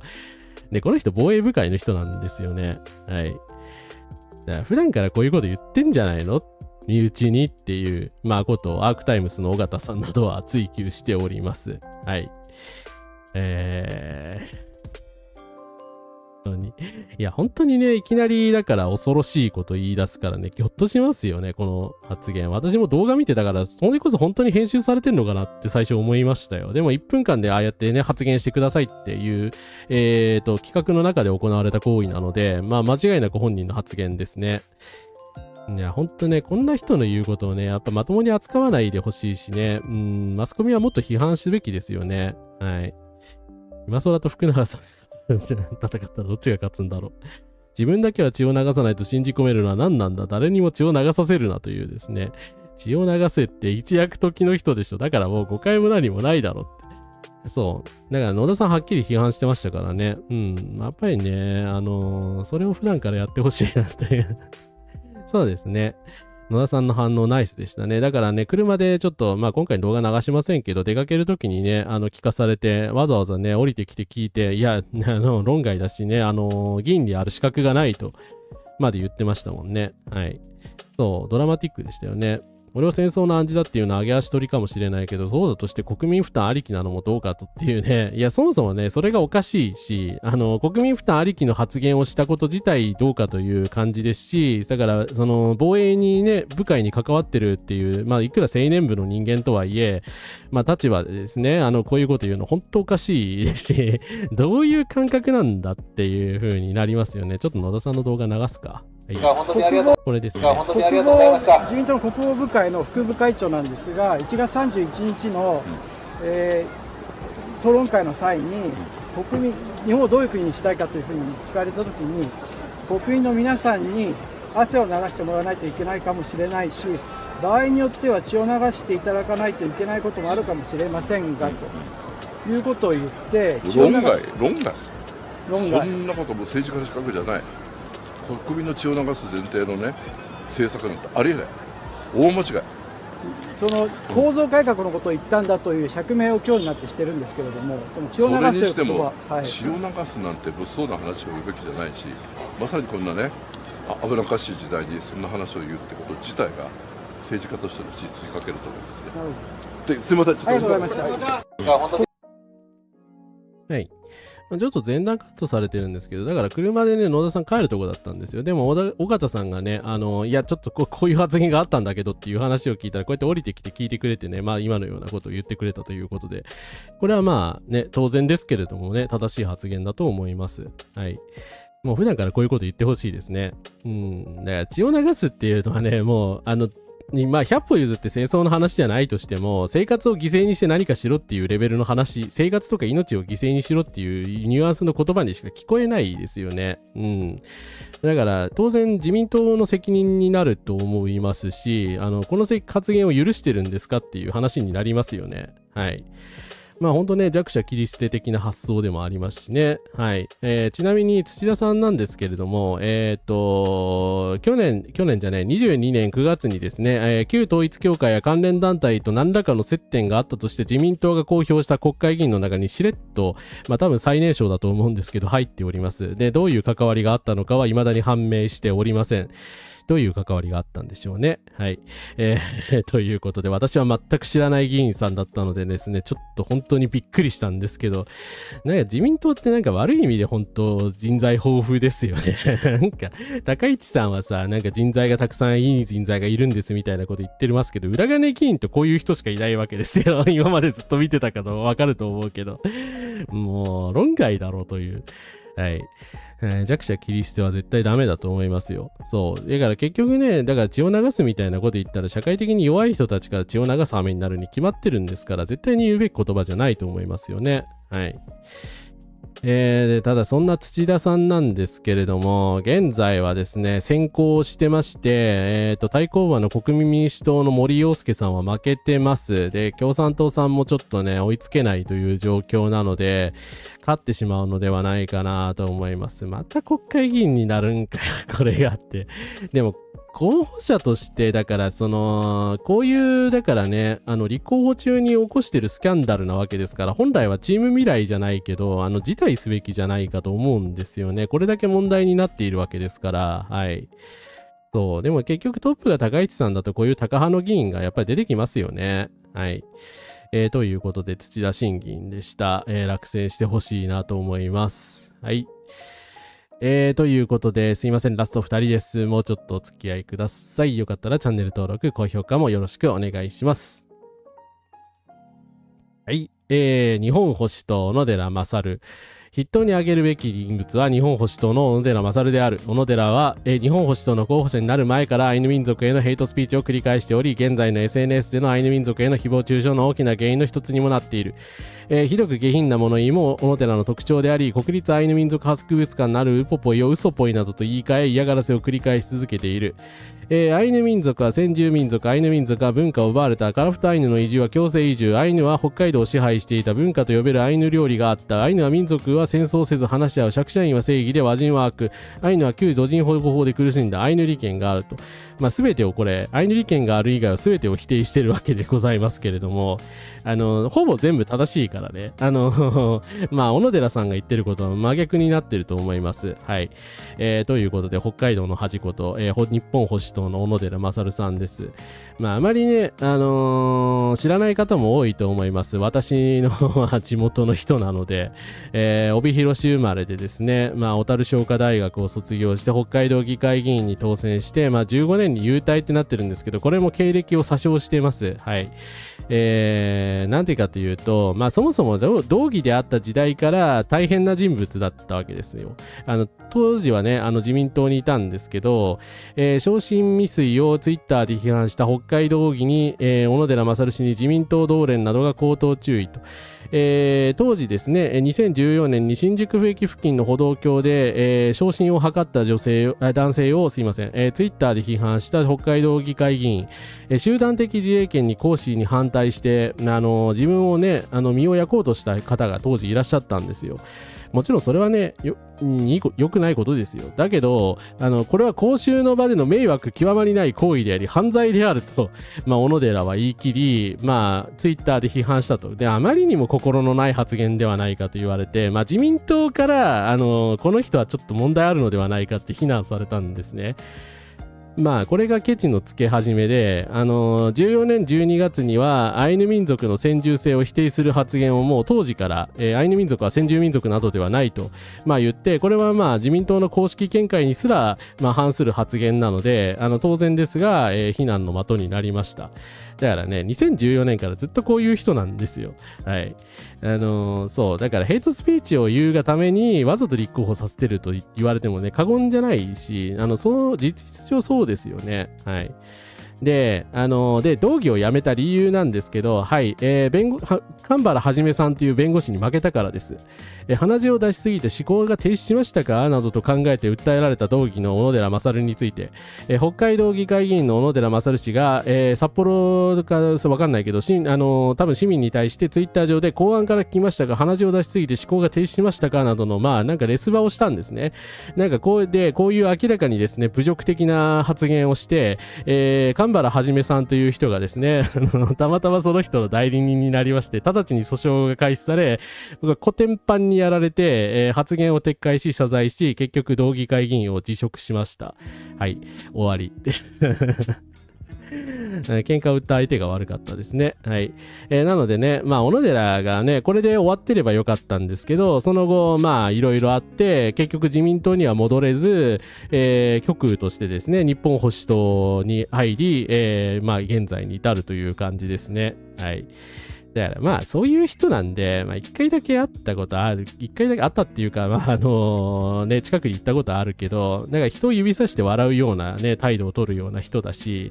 そもそもね、国会議員としての資質がないので、今回は落選していただきたいなと思います。そう、わざわざね、神原弁護士と戦ってるんですよ。どういう経緯でこうなったのかよく私も知らないんだけど、はい。そしてですね、小野寺さんがどんなにひどいことをしているかというと、日本保守党のネット誹謗中傷問題に発展していると。小野寺氏が発信している文化人放送局という、ネット右翼御用達のチャンネルがあるんですけど、日本保守党の公式チャンネルとはまた違うチャンネルです。政治経済文化をテーマとする、右翼系の YouTube チャンネルであり、いろんな人、ネット右翼の人が発信してるんですが、ここでですね、元日本保守党で、百田直樹氏と喧嘩な別れした飯山あかりさんっていう、この人も極右なんですけど、彼女を標的にし、小野寺勝さんがですね、悪質なコラージュ画像を作ったりとか、女性差別的な攻撃をしたりですとかですね、延々とそういうことをやってたんですよ。だからまあここにはね掲載しないですけど、小野寺氏は公職者としての自覚が欠如している、政党組織を利用した個人攻撃である、税金の不適切使用をしている可能性がある、民主主義の基盤を揺るがす行為であるということでですね、まあ、ありとあらゆる法律に引っかかっているということで、まあ、そもそもこれを許している日本保守党の体質もどうかと思うし、まあ、小野寺勝さん自身もねとんでもないことをしているということでですね、まあ、当然だと思いますけれども、まあだからこういうことばっかりやってる人なんだよね。はい。まあ動画自体はね、今非公開になってるそうなんですけど、まあだから保守党といえばですね、百田直樹さんが、まあ河村隆さんにね、ペットボトル投げたとかそういう話がありますけど、すべてにおいてこういう感じだから、まあやっぱり論外ですよね。人権感覚も何もないし、やっていいことと悪いことの区別もついてないですから、まあ本当 N 国と同じような団体になっちゃってると思うし、まあ小野寺さんは特にその中でも悪質だと思います。はい。なのでですね、今回こそまあ負けてですね、まあ一回もね幸いなことに北海道から当選したことはありませんので、まあ引退していただきたいなと思います。はい。ちゅうことでですね神原さんに勝てるわけなかったですね。はい。いや、ほんとね、犯罪ですよ。犯罪行為です。だから悪意ある行為だし、確かに飯山あかりさんってひどい人ですよ。パレスチナの人たちを差別したりとかね、した極右の人なんで、まあ陰謀論者だし、もともと日本保守党ですからね、この人も。だから、飯山さんがね、いい人だとかね、言うわけではないけど、ダメですよね。これはだから N 国と同じじゃないですか。言っていいこと、何をしても正義の味方側のポジションについたら何をしてもいいみたいなのってね N 国イズムじゃないですか。だから飯山あかりはいじめていいみたいなことになって、まあこうなっちゃったわけですよね。はい。いや、ほんとね、今後もね、絶対当選しないでほしいですね。まあ、北海道からさすがにね、参政党をこの前出しそうになってしまったので、危ういとこだったんですけど、日本保守党の議席だけはね、絶対出したくないので、まあ、今後もね、何かにつけて批判していこうと思っております。はい。ということで皆様、大変お疲れ様でございました。次でラストになりますが、ちょっとですね、すいません、ヘイト画像とか動画が出てくるので、最後ですがご注意ください。ということで、最後の人に、紹介いたします。いてですね、この人は今までの人と違って私たちを差別しない人なんだっていうようなことを書いてくださった論文なんかもあったりとかするんですね。だからそういうふうなこともでも今もう全部それが休刊になってしまったので、それをなかなか読むこともできなくなってしまっているので、私自身は今回、自分のホームページにですね自分の全文を載せさせていただいたんですね。ありがとうございます。一旦ひろきさん行きましょうか。どうぞ。まあでも別に僕その意見なのでどういう意見でもいいと思うんですよね。なのでその LGBT の人が子供が産めないんだから生産性ないじゃないか。だから安倍昭恵さんも子供を産んでないから生産性ないってことですよね。いやそういうことではなくて税金の使い道としてっていうようなことなんでちょっと伝わりにくかったと思うんですけれども。安倍昭恵さんだいぶ税金使われてると思いますけどね。はい。いやーなんかね、まあ最後なんで杉田美代さんです。まあなんか私これ知らなかったんですよ。なんか去年のね4月にアベマプライムでひろゆきと話してて、だからその新潮45っていう雑誌がこの人の LGBTQ 差別発言のせいで休刊になったことはまあ皆さんご存知だと思うんですけど、まあそれをね、いや私のせいじゃないっていうか、その休刊されたことでですね、結局私以外のね当事者の方々も書いてらっしゃったし、そういうことは非常に残念だみたいなことを言って、ひろゆきにね安倍昭恵さんも生産性がないってあなた言ってますよねって皮肉で返されるというひろゆきに言われてりゃ終わりだよっていう感じなんですけれども、まあただどっちもね右翼なのでまともな話にはなってないんですけど、はい。ということでですね、なぜこの人を公認するのかという杉田美代さんですね。はい。いやー、でもどうなんでしょうね。でも小野寺はね、確かにあれですね、なんだろう、当選を目的にして活動してないと思います。まあ、日本保守党の主張をね、アイヌヘイトとかをばらまくためにやってると思うので、でも杉田さんはなんか半ばやっぱり今回本気で活動してると思うので、いやー、なんで復活しようとするんだよっていうで、ひろゆきがなんかね、最近高市批判をしてるからね、こういう、まあ統一教会の時もそうでしたけど、この人反統一教会なんで、まあ相対的になんかまともなポジションになってしまってるんですけど、まあ騙されてはいけないです。ひろゆきは相対的にポジションを変えるだけの人なので、はい。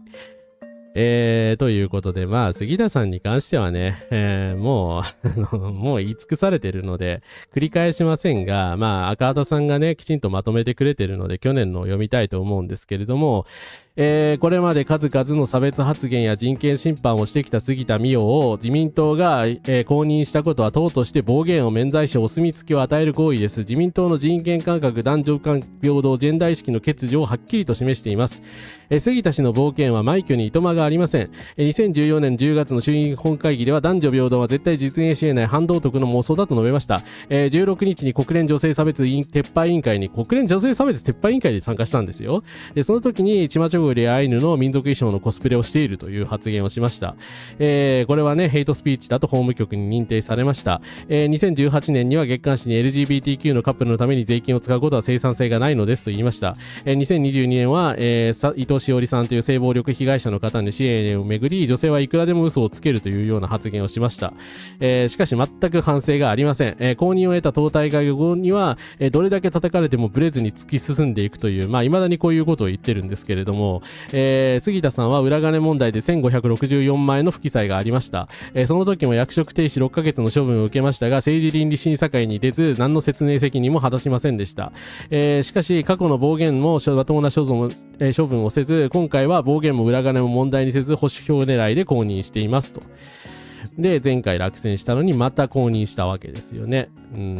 もうなんかやっぱり自民党がもうどうしようもないっていうかですね杉田水脈を公認し続ける限りね、与党であろうと何であろうとね、暴力ヘイト政党ですよとまあ言ってるようなものだと思いますので、まあ今後もそういう評価でいいんじゃないかと思います。はい。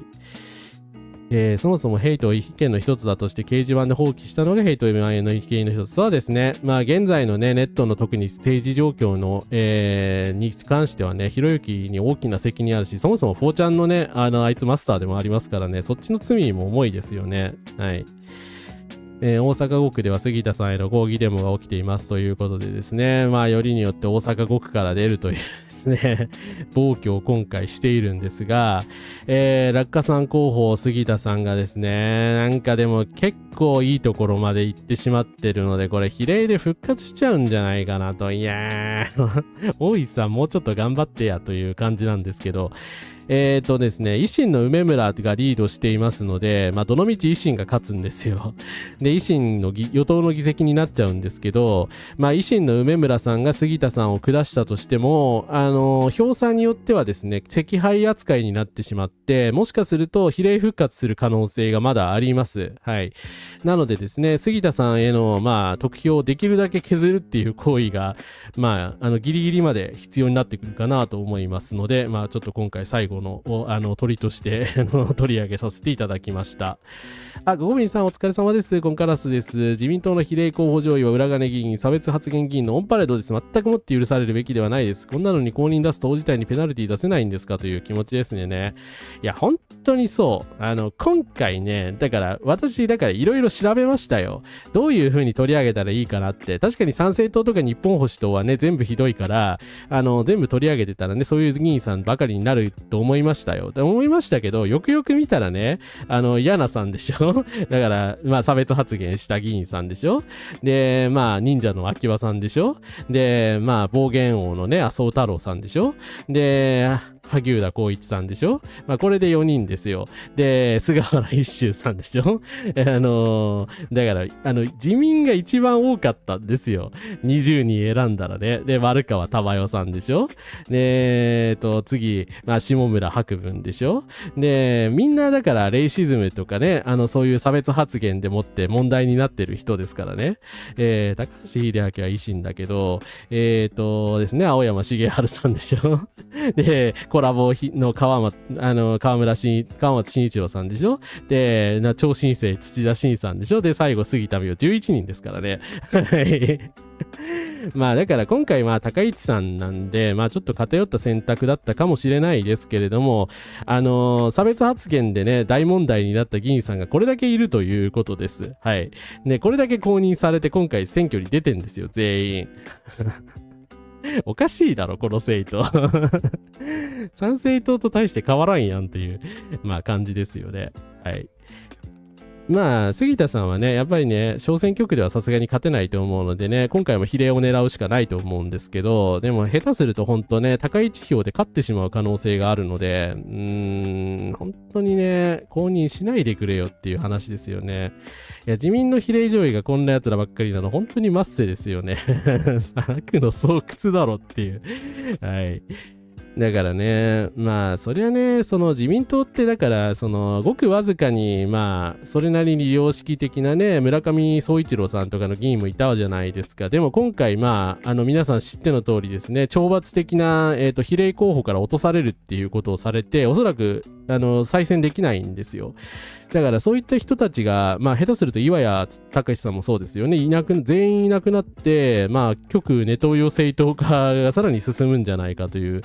ちょっと懸念もありますよね。維新とくっついた時点でもうそうなってるとも言えるんですけれども、はい。お椿優子さん曰く、国会議員の8割が災害主義に染まってる。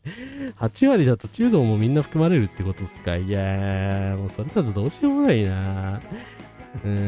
自民党はね、だからこんな感じなんで、今回の候補者の9割はね、スパイ防止法の制定に賛成しているそうでございますので、当然杉田さんも賛成だと思うし、土田も賛成だと思いますので、はい。もう本当統一教会による国の乗っ取りですよね、ここまで来ると。はい。ということで、今回20人ですね、絶対に投票しないでほしいという要注意候補との差別発言等暴言等について取り上げさせていただきました。遅い時間の長い配信ありがとうございました。お付き合いいただきましてありがとうございました。よかったらチャンネル登録高評価の方ぜひともお願いいたします。ありがとうございました。はい、